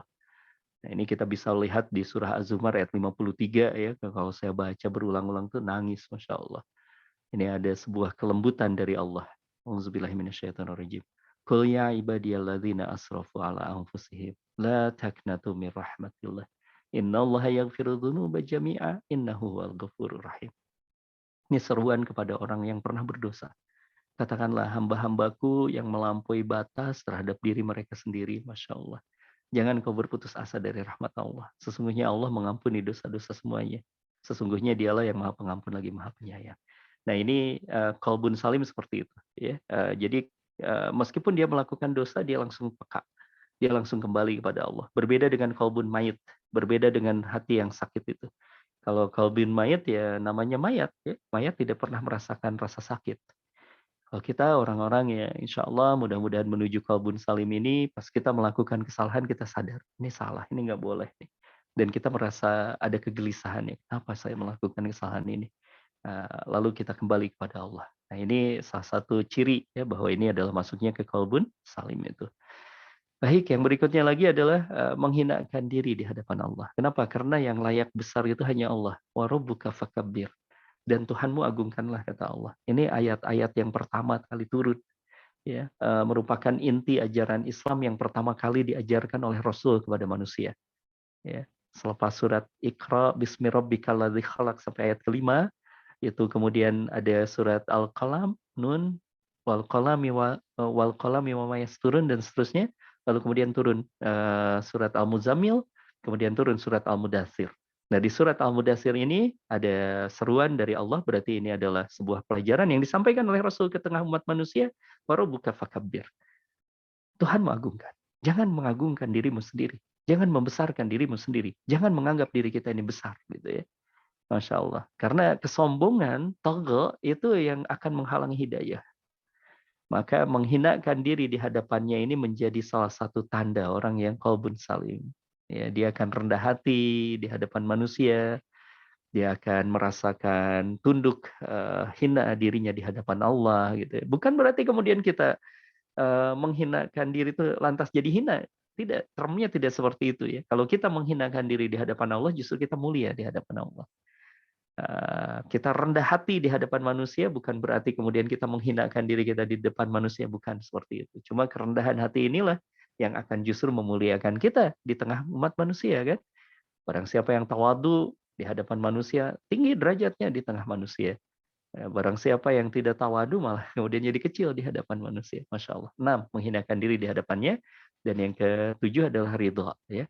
Ini juga salah satu ukuran orang qalbun salim itu, dia senantiasa ridho. Ini ayatnya, Masya Allah. Ini ya, kalau bahasanya kita nih ngeri-ngeri sedap.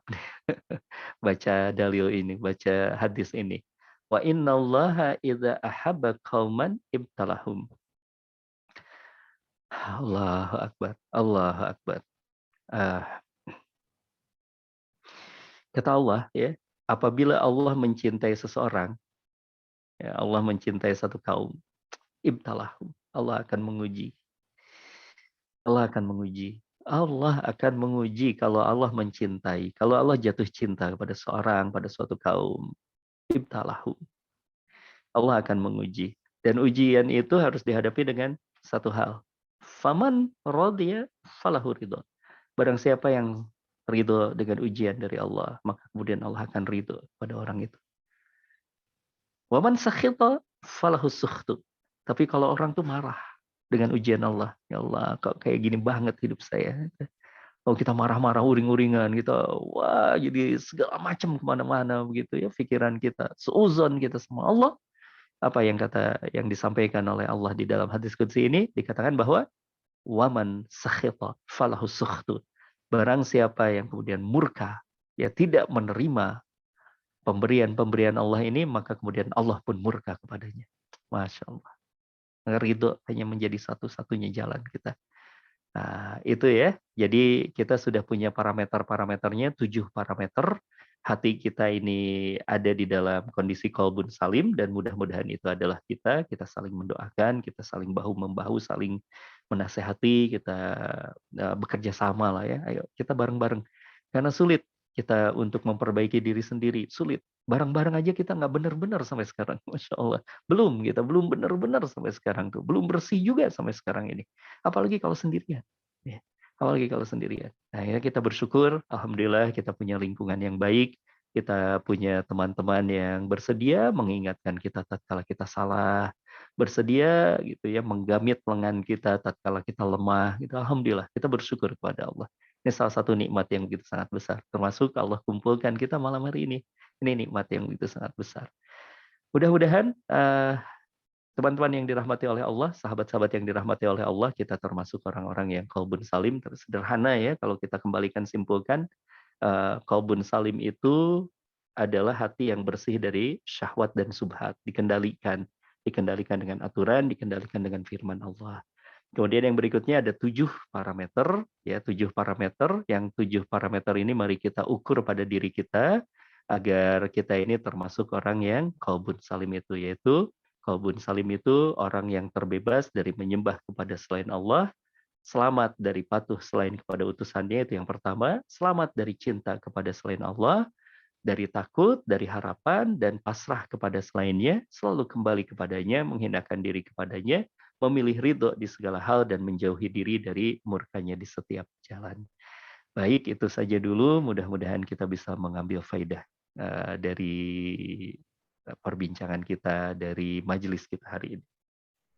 Itu saja dulu. Barangkali ada yang mau didiskusikan, saya kembalikan terlebih dahulu kepada Dr. Arif. Silahkan, Dok. Nah, Ustadz, syukron, jazakallah khair Ustadz Agus Al-Muhajir yang telah menyampaikan untayan hikmah dan ilmu untuk kita semua di malam hari ini. Dan saat ini adalah kita buka ya sesi diskusi untuk sahabat-sahabat Al-Izzah bisa berinteraksi langsung dengan Ustadz Agus Al-Muhajir sekitar 15 menit ke depan. Silakan bagi sahabat-sahabat yang ingin bertanya secara langsung, boleh untuk mengaktifkan fitur raise hand-nya. Nanti kita akan berikan kesempatan untuk langsung ya, on audio, on video sekaligus, tidak masalah. Adapun sahabat-sahabat mungkin yang ingin menyampaikan pertanyaan di kolom chat juga dipersilakan. Baik, silakan sahabat-sahabat. Baik, bila belum ada, izin Ustadz, mungkin Ana ingin bertanya juga duluan ya. Belum ada yang bertanya. Jadi begini Ustadz, tadi kita simak bersama ya, sahabat-sahabat Al-Izzah, bagaimana hati ini juga seperti halnya fisik kita gitu ya. Jadi ada sehatnya, ada sakitnya, bahkan ada matinya seperti itu. Nah Ustadz, salah satu hadis yang pernah Ana dengar itu bahwa keimanan itu dia naik dan turun ya Ustadz ya.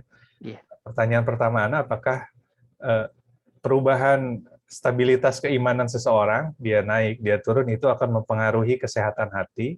Yang pertama itu. Yang kedua, Ustadz, sebagaimana halnya kesehatan fisik, ya kita melakukan MCU, gitu ya, ada di ronsen, di CT scan, segala macam lah, seperti itu ya, kalau di rumah sakit itu. Nah, apakah hati ini juga kita bisa deteksi, Ustadz, ketika sudah mulai dihinggapi oleh virus hati, gitu. Dua pertanyaan itu dulu, Ustadz, dari Ana. Baik. Jazakallah khair. Oh, iya. Baik, subhanaka la ilma lana illa ma 'allamtana. Yang pertama adalah tentu kita pun meyakini ya, ada satu dalil yang memang begitu sangat jelas, al-iman yazid wa yankus. Iman itu bisa naik, bisa turun. Tapi sekali lagi bahwa menyikapi dalil itu harus benar, harus jernih kita melihatnya. Bahwa itu bukan berarti pemakluman ya. Kita berkata misalnya, aduh iman saya lagi turun ya, memang kayak gitu kan, iman mau naik turun. Bukan pemakluman seperti itu, tapi ini adalah kewaspadaan. Bahwa yang namanya iman itu bisa naik dan bisa turun. Kita tuntaskan baca di dalil tersebut, itu naiknya itu bitoah, naiknya itu dengan ketaatan-ketaatan kita. Kita baca Quran, iman kita naik. Kita sholat tahajud, iman kita naik. Kita melakukan zikir, iman kita naik. Dan turunnya itu gara-gara maksiat kita. Kita melakukan maksiat satu saat, misalnya nauzubillah min dzalik, ada orang yang melakukan maksiat itu turun keimanannya. Karena rumusnya kalau dalam kitab Saidul Khatirnya Imam Ibnu Jauzi, beliau mengatakan bahwa dosa itu bisa mengundang dosa yang lainnya.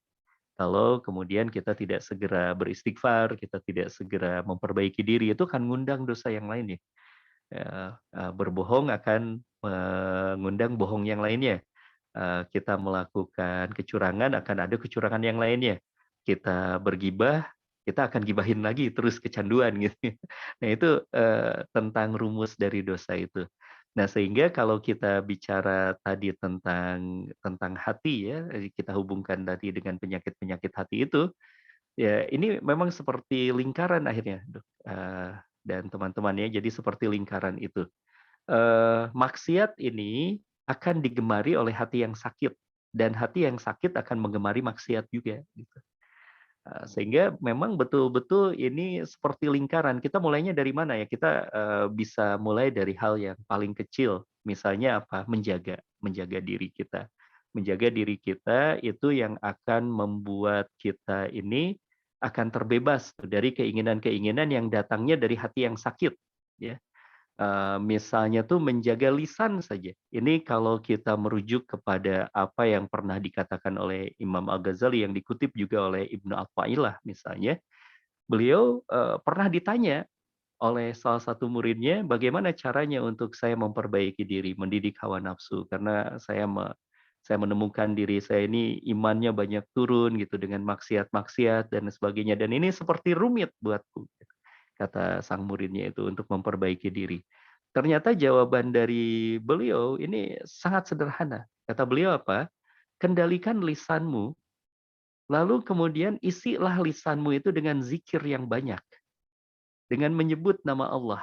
Karena lisan itu posisinya untuk hati itu seperti akar. Yang akar ini kalau disiram ya dengan zikir tadi itu akan menyehatkan pohon secara keseluruhannya. Masya Allah.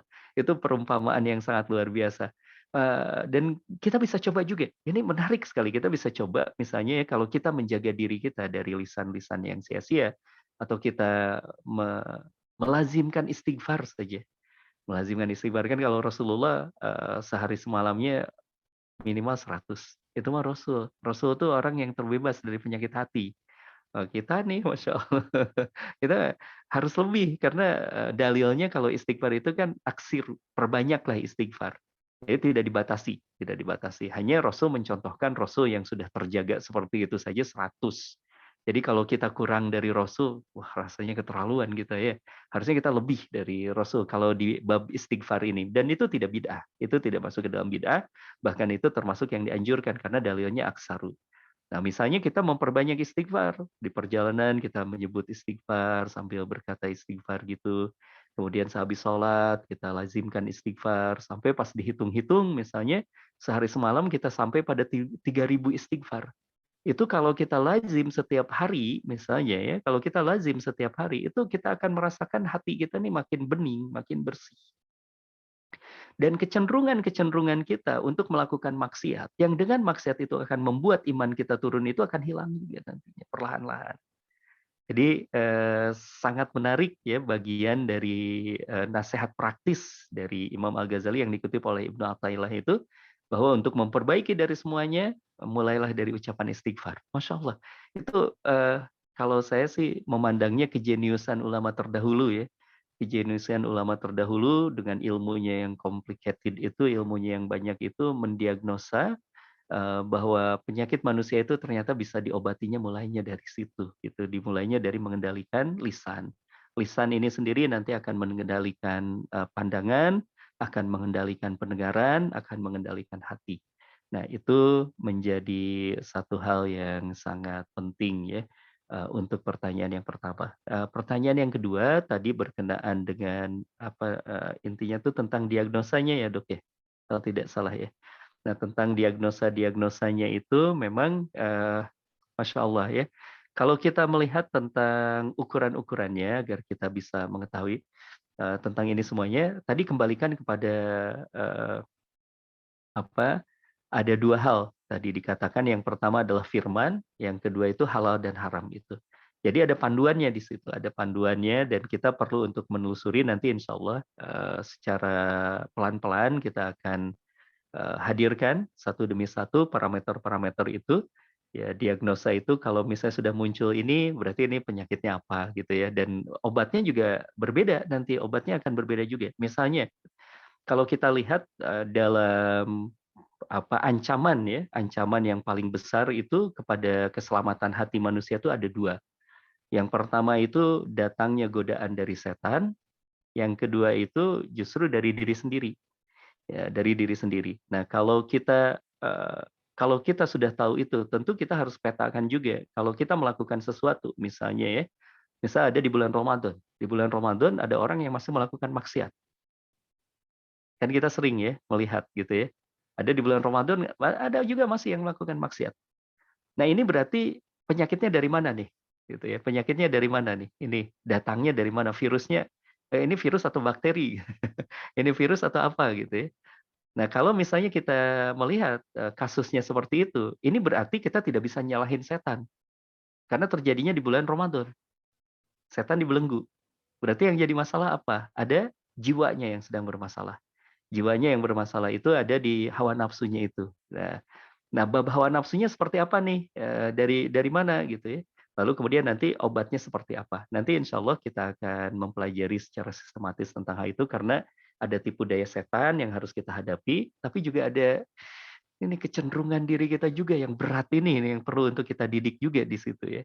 Kurang lebih seperti itu gambarannya. Mudah-mudahan ada sedikit gambaran tentang bagaimana mendiagnosanya nanti dan bagaimana kemudian mengobatinya. Kurang lebih seperti itu. Wallahu a'lam. Baik, syukron, jazakallah khair Ustaz atas penjelasannya. Di kolom chat sudah ada pertanyaan yang masuk, ada sekitar 4 pertanyaan dari 3 orang sahabat Al-Izzah. Insya Allah mungkin kita mohon izin dicukupkan di 3 penanya ini untuk sesi malam hari ini. Semoga bisa mewakili nanti barangkali ada sahabat-sahabat Al-Izzah yang masih penasaran ya. Pertanyaan yang pertama di kolom chat dari Kang Budi Prayoga, ini beliau juga dari relawan Al-Izzah, Masjid Al-Izzah. Assalamualaikum, Ustadz, izin bertanya, ini berkaitan dengan menahan diri dari syubhat, apakah hanya dengan mencukupkan hal yang halal saja, contohnya misalnya hanya memakan makanan yang halal saja, ataukah ada cara yang lain? Kemudian pertanyaan kedua dari Kang Budi, bila di sebuah negara yang namanya Wakanda gitu ya Ustaz ya, ini disebutkan Wakanda. Negaranya itu berhutang dengan sistem ribawi, apakah rakyatnya bisa terimbas syubhat ribawinya juga atau dosanya seperti itu? Iya, baik. Masya Allah. Untung saya bukan warga Wakanda. Ya, mungkin Kang Budi kayaknya warga Wakanda ini Kang. Oh, ya. Baik, izin untuk menjawab. Bismillah, Kang. Yang pertama adalah berkenaan dengan bagaimana kita tadi menghindarkan diri dari yang syubhat itu ya, dan ada hubungannya dengan syahwat juga. Kita tidak hanya berbicara tentang halal secara zatnya ya, makanan yang halal tadi itu bukan secara zatnya saja, tapi caranya juga. Caranya juga, karena zatnya bisa jadi halal. Misalnya kita bicara tentang ya makanan gitu ya, makanannya sih ayam goreng gitu, halal. Tapi ayam gorengnya itu kita beli dari harta yang misalnya tuh nggak jelas ini sebenarnya, nggak jelas gitu, dari akad yang tidak kokoh gitu ya. Nah, ini kalau seperti itu berarti ya makanannya juga jadi makanan tidak jelas, bahkan masuknya makanan haram. Itu makanannya makanan haram karena kita mengambilnya dari sesuatu yang tidak benar. Karena haram itu ada zatnya, ada cara. Ini perlu untuk kita betul-betul juga apa ya perhatikan dengan itu semuanya gitu ya, perhatikan dengan itu semuanya. Nah, untuk cara-cara saya yakin teman-teman sudah sangat memperhatikan lah tentang hal itu ya, meskipun nanti perlu kita untuk pelajari juga. Ada banyak asatidz yang menguasai tentang syariah ya. Kita perlu misalnya kita mewaspadai tentang akad-akad yang bisa membuat harta yang kita dapatkan itu jadi haram gitu. Ya, akad-akad kontemporer atau bisnis-bisnis kontemporer ya, yang itu bisa menjebak kita pada sesuatu yang kita bawa ini menjadi haram. Itu harus diperhatikan. Nah, termasuk juga kalau kita bicara tentang kehalalan makanan misalnya, itu juga ya Ibu dan Bapak lebih paham, yaitu tentang kandungan-kandungannya. Makanya kita penting sekali adanya Majelis Ulama Indonesia yang harus mengeluarkan label halal itu penting. Kita berkepentingan. Kenapa? Karena kita tidak punya waktu untuk meneliti satu demi satu itu. Gitu. Itu kan yang jadi persoalannya ya. Bukan berarti kemudian juga akhirnya, wah ini jadinya komersialisasi. Kan, itu bukan urusan kita gitu ya.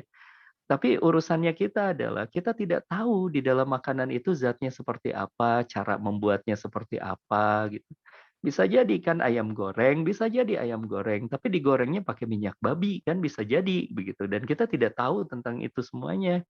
Maka kemudian butuh ada lembaga yang punya otoritas khusus untuk hal tersebut, untuk meneliti dan mengeluarkan ini sertifikasi halal, haram dan seterusnya begitu. Jadi ini mengingatkan ya, mudah-mudahan di negeri Wakanda tidak dicabut kewenangan MUI untuk sertifikasi halal. Karena saya mendengar di MUW Ustaz. Wakanda, MUW Ustaz, Majelis oh ya Ulama Wakanda Ustaz. MUW Iya. Wakanda ya.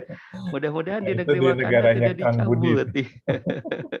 Karena saya dengar di negeri Wakanda sekarang ada lembaga khusus yang bukan dari Majelis Ulamanya. yang saya nggak tahu juga, unsur-unsurnya di dalamnya siapa gitu ya. Baik. Nah itu, mangga itu urusan Kang Budi dengan negerinya ya. Baik, ya. Untung kita mah di Indonesia ya Dok ya, alhamdulillah. Alhamdulillah, alhamdulillah. Ya. Semoga Amin. semakin berkah negeri Wakanda ya, Kang Budi. Masya Allah. Yang kedua pertanyaan dari negeri beliau ini berkenaan dengan bagaimana jika tadi itu meminjam segala macam ya.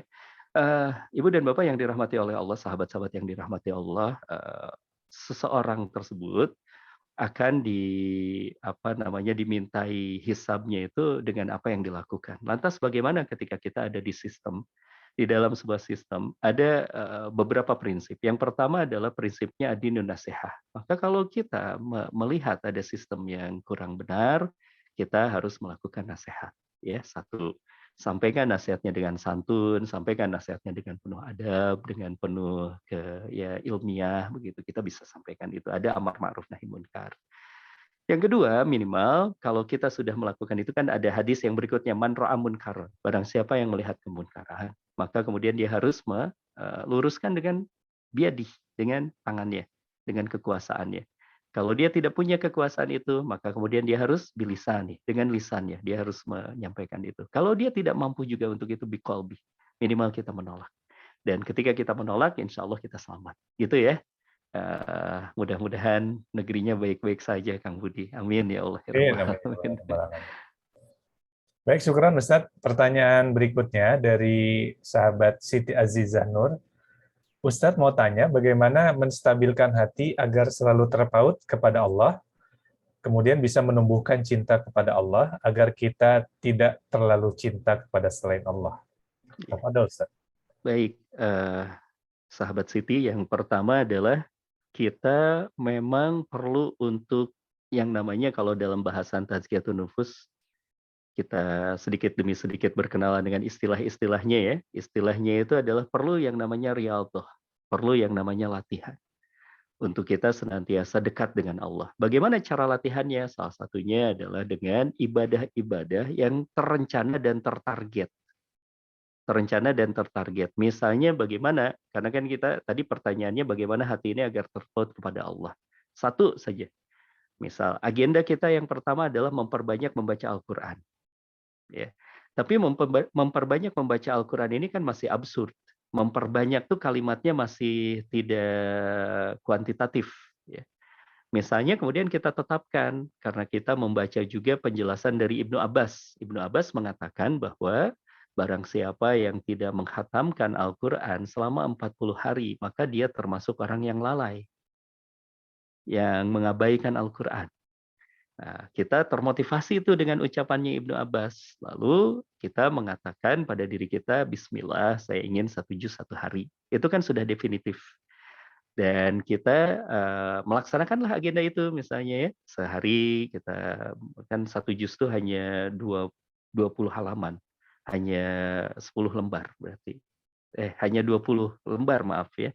20 lembar, 40 halaman. 20 lembar. Maka kemudian kita kalau sholat, kita kan sholat wajib 5 waktu. 5 waktu, 20 bagi 5 berarti tinggal ya sekitar 2 lembar lah. 2 lembar ketika kita sehabis sholat itu. Itu beres tuh 1 juz. Dan 2 lembar itu tidak lebih dari 15 menit. Hanya sekitar 10 menit baca Quran. 2 lembar itu hanya sekitar 10 menit. Kita luangkan waktu untuk itu. Nah itu salah satu riyadhah. Salah satu cara kita. Karena orang yang dekat dengan Al-Quran, dia akan senantiasa dekat dengan Allah. Atau misalnya kita tadi memperbanyak istighfar. Ini satu cara kita juga ya, memperbanyak sholawat kita untuk Rasulullah SAW. Ini juga riyadhah itu. Kemudian yang berikutnya adalah kita melazimkan sholat malam. Ya, maka untuk itu perlu nih kita. Kalau saya sih ini ingin mengajak nih Dok, siapapun ya, kita coba sekarang punya agenda-agenda ibadah, agenda-agenda amal, yang kita mari bareng-bareng yuk kita kendalikan gitu. Bareng-bareng kita saling memotivasi, baca Qur'annya kita punya target, sholat malamnya dalam 1 pekan kita punya target berapa gitu ya. Kemudian juga zikirnya kita, ucapan istighfarnya kita gitu ya, ada mutabaahnya. Nah itu baru kalau kita sudah seperti itu, insya Allah kita akan lebih stabil lagi jiwa kita. Dan Mohon maaf ini hanya untuk mengingatkan, kita sudah menjalankan agenda itu saja belum tentu sih sebenarnya kita masuk ke dalam kestabilan itu. Apalagi kalau kita tidak melakukan itu. Nah, ini mudah-mudahan bisa kita ikhtiarkan, dan itu jawabannya ya untuk, sahabat Siti. Insyaallah nanti dengan itu semuanya nanti dari Quran kan, semakin kita dekat dengan Quran, jangan hanya baca juga, nanti kita buka juga apa yang di dalam maknanya itu. Nah, dari makna-maknanya itu, insyaallah kita akan semakin cinta lagi kepada Allah Subhanahu wa taala. Kurang lebih seperti itu, wallahu a'lam. Syukron Ustadz. Pertanyaan yang terakhir mungkin ini dari sahabat Sumartini. Sepertinya akan ada hubungannya nih dengan pertanyaan sebelumnya. Beliau bertanya, jika seseorang menyadari dirinya sedang futur dan mager luar biasa, mager ini bukan masang pagar ya, tapi mungkin malas gerak gitu ya. Malas gerak nih. Sehingga banyak kewajiban dilalaikan, sulit kembali untuk menjalani kebiasaan-kebiasaan yang baik, apa yang harus dilakukan? Sehingga ilmu yang sudah kita ketahui itu tidak hanya sekedar teori. Masya Syukran. Allah. Ada jurus anti mager. Ada jurus anti mager. Tapi biasanya ya, nih ada teman-teman saya yang saya kenal ini yang bergabung juga ya, teman-teman kita yang sudah sering kita ngobrol. Biasanya saya ngambil perjanjian dulu, Dok. Ngambil perjanjian kalau tips ini sudah disampaikan, lakukan. Tips anti mager. Gimana tips anti magernya ini? Yang pertama adalah gini, sahabat-sahabat kan kalau misalnya tidur, sekarang kan lagi sering hujan juga ya kalau di daerah sini. Masih dingin kan, biasanya kita pakai selimut kan. Nah, selimutnya mulai mungkin malam ini atau besok lah, besok malam, itu dilipat, masukkan ke lemari, kunci lemarinya. Nah, kemudian pagi hari nih, pagi hari besok kan hari Ahad nih, kita bisa jalan-jalan ke pasar, ke toko kain, beli kain ukurannya 2 meter kali 1 meter warna putih, namanya kain kafan.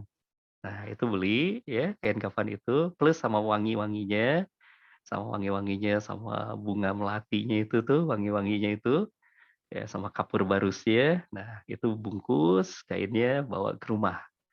Nah, malam harinya kan kita selimut sudah dimasukin ke ini tuh, ke apa namanya, ke lemari. Nah, itu wangi-wangiannya simpen di samping, lalu tidur malam hari, itu tutup sama kain kafan. Nah, sambil ingatkan diri kita, mau sampai kapan mager? Mau sampai kapan? Kenapa? Karena kita sedang berkejaran dengan apa? Dengan kematian. Sedang berkejaran dengan kematian. Jangan sampai kita mati ketika kita sedang ada di bawah tadi itu semangatnya kita ya. Masya Allah. Nah, saya sudah mengambil perjanjian nih tadi di awal. Berarti bisa dilakukan dong. Ya. Saya sendiri sering melakukan ini dong. Jadi ini Masya Allah melembutkan hati. Ya, sering sangat melembutkan hati. Kalau kita sedang malas, kalau kita sedang kita evaluasi kok banyak maksiatnya gitu ya. Ibadah kita sudah malas, sudah aduh Masya Allah jauh lah dari keidealan, coba lakukan salah satu terapi ini Masya Allah. Atau misalnya kalau ini terlalu berat gitu ya, mungkin tidak usah 2 meter kali 1 meter, mungkin sebesar sapu tangan gitu ya, tapi dari kain kafan tetap. Nah itu masukkan ke tas, bawa kemana mana sama kita. Jadi kalau misalnya kita sedang futur, keluarkan itu, "Wah, ini ada kain kafan." Mengingatkan kita tentang kematian itu. Kalau itu masih terlalu berat juga, gadgetnya kita deh, gitu ya. Gadgetnya kita ganti itu, yang namanya wallpaper-nya itu. Ganti wallpaper-nya. Dengan apa? Gambar kuburan. Pas kita buka wallpaper itu ingat, gitu ya. Tulisin tuh di sana OTW gitu. Kita akan berjalan ke kuburan itu, kan kita akan dikuburkan juga, ya. Hari ini kami di keluarga besar di Baitul Hidayah kehilangan salah satu apa namanya, penasehat kami ya, suaminya Ibu Feni yang di Safira itu meninggal hari ini dan beliau termasuk yang menjadi penasehat di pondok Baitul Hidayah. Pagi tadi sudah dimakamkan di pondok, Masya Allah. Itu jadi nasihat kita harusnya, jadi nasihat buat kita. Karena kematian ini kan akan datang dan kalau sudah mati kita nggak bisa beramal. Kalau sudah mati, kita baca ayat-ayatnya tuh banyak sekali orang-orang itu kan kalau sudah mati itu berteriak sama Allah, "Ya Allah, kembalikan aku ke dunia. Amal salihan, untuk aku melakukan amal-amal saleh yang aku tinggalkan, yang aku abaikan sewaktu aku ada di dunia itu." Masya Allah. Begitu tipsnya, boleh dicoba, silahkan. Kalau kalau itu masih berat lagi gimana ya? Nyari yang lebih ringan lagi. Nyari yang lebih ringan lagi. Oh, sudah kita bikin kaos aja dok. Ya, bikin kaos. Tapi kaosnya kasih tulisan, buronan malaikat maut gitu. Bawa Masya Allah, kemana-mana, Masya Allah. pakai Masya Allah. kemana-mana. Nah itu ngingetin udah. Kayaknya nggak berani macam-macam tuh kalau pakai kaos itu. Ya, Ustaz. Masya Allah, wallahu a'lam.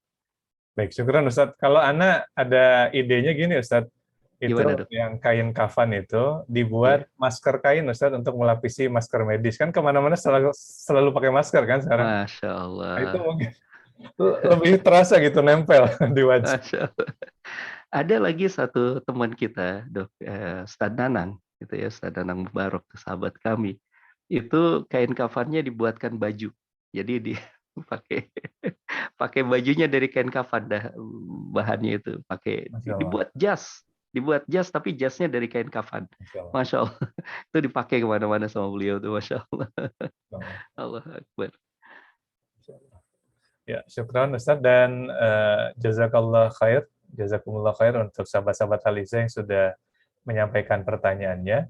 Mohon maaf, mungkin tidak semua bisa kita bahas gitu ya. Barangkali ada sahabat-sahabat Aliza juga yang masih penasaran ingin bertanya. Semoga pertanyaan-pertanyaan sahabat-sahabat tadi bisa mewakili ya, bisa mewakili apa yang ditanyakan oleh sahabat-sahabat yang masih penasaran. Kalaupun misalnya sahabat-sahabat masih penasaran dan ingin nanti kembali gitu ya, rindu dengan untayan hikmah dan ilmu yang disampaikan oleh Ustadz Agus Al-Muhajir pada malam hari ini, kami dari Panitia Infusati Online Masjid Al-Izzah akan mengupload ke YouTube ya, insya Allah dalam 2-3 hari ke depan di YouTube-nya Masjid Al-Izzah. Silahkan nanti bisa stay tune di sana dan bisa sahabat-sahabat Al-Izzah simak kembali untayan hikmah dan ilmu yang kita dapatkan malam hari ini tentunya. Barangkali lupa dengan tips anti mager yang disampaikan oleh Ustadz Agus tadi, ingin mengingatkan kembali, silakan nanti bisa disimak ulang. Baik, di penghujung kajian kita malam hari ini, mohon izin Ustadz sekaligus mungkin nanti menutup dengan doa bisa menyampaikan take home message bagi kita semua Ustadz. Ya, baik. Terima kasih banyak, Dok Arif. Bismillahirrahmanirrahim. Ibu dan Bapak, saya ingin menguatkan kembali poin-poin yang mudah-mudahan bisa menjadi sebuah hal yang kita bawa ke rumah kita masing-masing, ke kesadaran kita dan kepemahaman kita, insya Allah, bahwa yang menyelamatkan kita ini, sumber kebaikan kita adalah hati. Ya, sampai Rasulullah SAW berkata, "Fa'idha salahat salahat jasadu kulluh," bahwa kalau hati ini baik, maka baik semuanya. Maka tugas kita adalah terus senantiasa membersihkan hati kita dari penyakit-penyakit hati, dari buruk-buruknya orientasi, dan dari banyak hal yang bisa mengganggu keselamatan kita. Kita orientasikan terus-menerus, kita senantiasa didik hati kita, dan mudah-mudahan Allah Subhanahu wa Ta'ala akhirnya terus senantiasa membimbing kita ke dalam kebaikan, dan insya Allah Allah ridho kepada kita. Mudah-mudahan Allah Subhanahu wa Ta'ala mengabulkan ikhtiar kita semuanya. Baik, Ibu dan Bapak, sahabat-sahabat yang dirahmati oleh Allah Subhanahu wa Ta'ala, kita akan berdoa kepada Allah Subhanahu wa Ta'ala. Mudah-mudahan Allah mengabulkan doa-doa kita. Mudah-mudahan Allah Subhanahu wa Ta'ala melihat kesungguhan kita, kebutuhan kita kepadanya, melihat bahwa kita memang betul-betul ingin ditolong oleh Allah Subhanahu wa Ta'ala dalam setiap langkah-langkah kita. Kita awali dengan istighfar berulang-ulang. Astagfirullahaladzim. Astagfirullahaladzim. Astagfirullahaladzim. Astagfirullah. Astagfirullahaladzim. Alladzi la ilaha illa huwal hayyul qayyum wa atubu ilaih.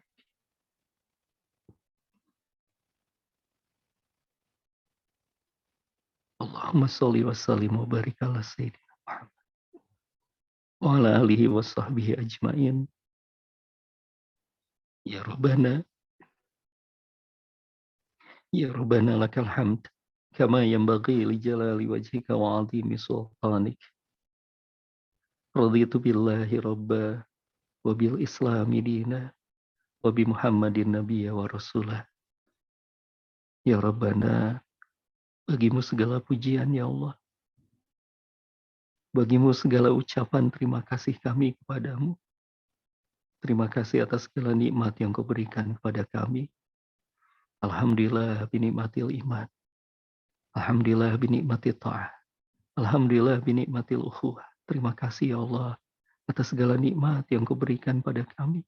Nikmat iman, nikmat ketaatan, nikmat lingkungan yang baik ya Rabb. Allahumma rzuqnal istiqamah ya Rabb. Karuniakan kepada kami keistiqomahan ya Allah. Jadikan kami orang-orang yang istiqomah di dalam ketaatan kepadamu ya Rabb. Allahumma inna nas'aluka hubbak wa hubba ma yuhibbuk wa amala yuballighuni hubbak. Ya Allah, engkau mohon darimu cintamu ya Rabb. Yang kami mohon darimu yaitu kecintaanmu ya Rabb. Dan kecintaan orang-orang yang mencintaimu ya Rabb. Dan jatuh cintakan kami pada amal-amal yang bisa menyampaikan kami pada cintamu ya Rabb. Ya Allah ya Rahman ya Rahim, selamatkan hati kami, bersihkan hati kami dari penyakit-penyakit hati kami ya Rabbana, dari penyakit sombong, dari penyakit ria, dari sum'ah, dari penyakit-penyakit yang memalingkan kami dari kecintaan kepadamu ya Rabbana. Ya Rabbana, kami memohon kepadamu ya Rabb, karuniakan kepada kami, Allahumma rzuqna ilman nafi'an, ilmu yang bermanfaat ya Rabb. Ilmu yang bisa mengantarkan kami kepada pemahaman tentangmu, kepada ma'rifat kepadamu, kepada cinta kepadamu, kepada amal-amal terbaik kami ya Rabbana. Ilmu yang bisa memotivasi kami untuk melakukan yang terbaik ya Rabbana. Ilmu yang bisa memotivasi kami ya Rabbana agar kami bisa mengejar ridhamu, bisa mengejar kepada apa yang kau janjikan karena ridhamu yaitu surgamu ya Rabbana. Ya Allah, selamatkan kami atas kejelekan hawa nafsu kami ya Rabb. Selamatkan kami atas kejelekan hawa nafsu kami ya Rabbana. Selamatkan kami atas kejelekan hawa nafsu kami ya Rabbana. Jangan biarkan kami terjajah oleh hawa nafsu kami, oleh syahwat kami, oleh keinginan kami. Jangan biarkan kami tergiur ya Rabbana untuk mengambil hal-hal yang syubhat. Cukupkan dalam hati kami yang halal-halal. Cukupkan dalam hati kami ya Rabbana sesuatu yang kau ridhoi saja ya Rabbana. Hasbunallah ni'mal wakil, ni'mal maula wa ni'man nasir. Ya Allah, kami memohon kepadamu ya Rabbana, lindungi kami dari kejahatan makhluk-makhlukmu, lindungi kami dari fitnah zaman ya Rabbana, lindungi kami dari keburukan hawa nafsu kami sendiri ya Rabbana. Rabbana la tuzigh qulubana ba'da idh hadaitana wa hab lana min ladunka rahmah innaka antal wahhab. Rabbana atina fid dunya hasanah wa fil akhirati hasanah wa qina azabannar. Subhanaka rabbika rabbil izzati amma yasifun. Wassalamun ala mursalin walhamdulillahi rabbil alamin. Amin ya Allah ya rabbal alamin wa afu minkum. Assalamualaikum warahmatullahi wabarakatuh. Waalaikumsalam warahmatullahi wabarakatuh. Syukron, jazakallah khair Ustadz Agus Al-Muhajir yang telah membersamai kita malam hari ini di kajian Infus Hati dengan tema Hati yang Selamat, Kitakah? Sahabat-sahabat Aliza, marilah kita doakan semoga Gurunda Ustadz Agus Al-Muhajir selalu diberikan perlindungan oleh Allah Subhanahu wa taala, kesehatan, keberkahan bagi beliau dan keluarga beliau, dan yang paling utama mungkin keberkahan ilmunya ya, sehingga kelak kita juga bisa kembali ya, kita bisa kembali mengambil hikmah ilmu dari beliau. Sahabat-sahabat Aliza, kami ucapkan terima kasih, jazakumullah khair kepada seluruh sahabat-sahabat Aliza yang sudah bergabung malam hari ini. Alhamdulillah masih istiqomah dari awal sampai penghujung kajian online kita malam hari ini. Mohon maaf apabila ada kekurangannya. Sahabat-sahabat Aliza, sebagaimana kita betul-betul waspada ya di masa pandemi ini dengan virus COVID-19, tentunya sudah selayaknya, sudah sepantasnya, sudah seharusnya kita juga berhati-hati terhadap virus hati, varian syubhat dan varian syahwat gitu. Inilah yang harus kita patut waspadai karena tentunya modal hati yang selamat itu diawali dari hati yang sehat. Hindari hati kita dihinggapi oleh virus-virus hati tersebut. Baik, sahabat-sahabat Aliza, marilah kita tutup kajian kita malam hari ini dengan kita sama-sama beristighfar 3 kali. Astagfirullahaladzim, astagfirullah, astagfirullah. Kemudian kita ucapkan hamdalah, alhamdulillahirabbil alamin. Dan marilah kita tutup dengan doa kafaratul majelis. Allahumma wa bihamdika asyhadu an la ilaha illa anta astaghfiruka wa atubu ilaik. Aqulu qouli hadza wa astaghfirullaha li wa lakum wa akhiru dawana alhamdulillahirabbil alamin.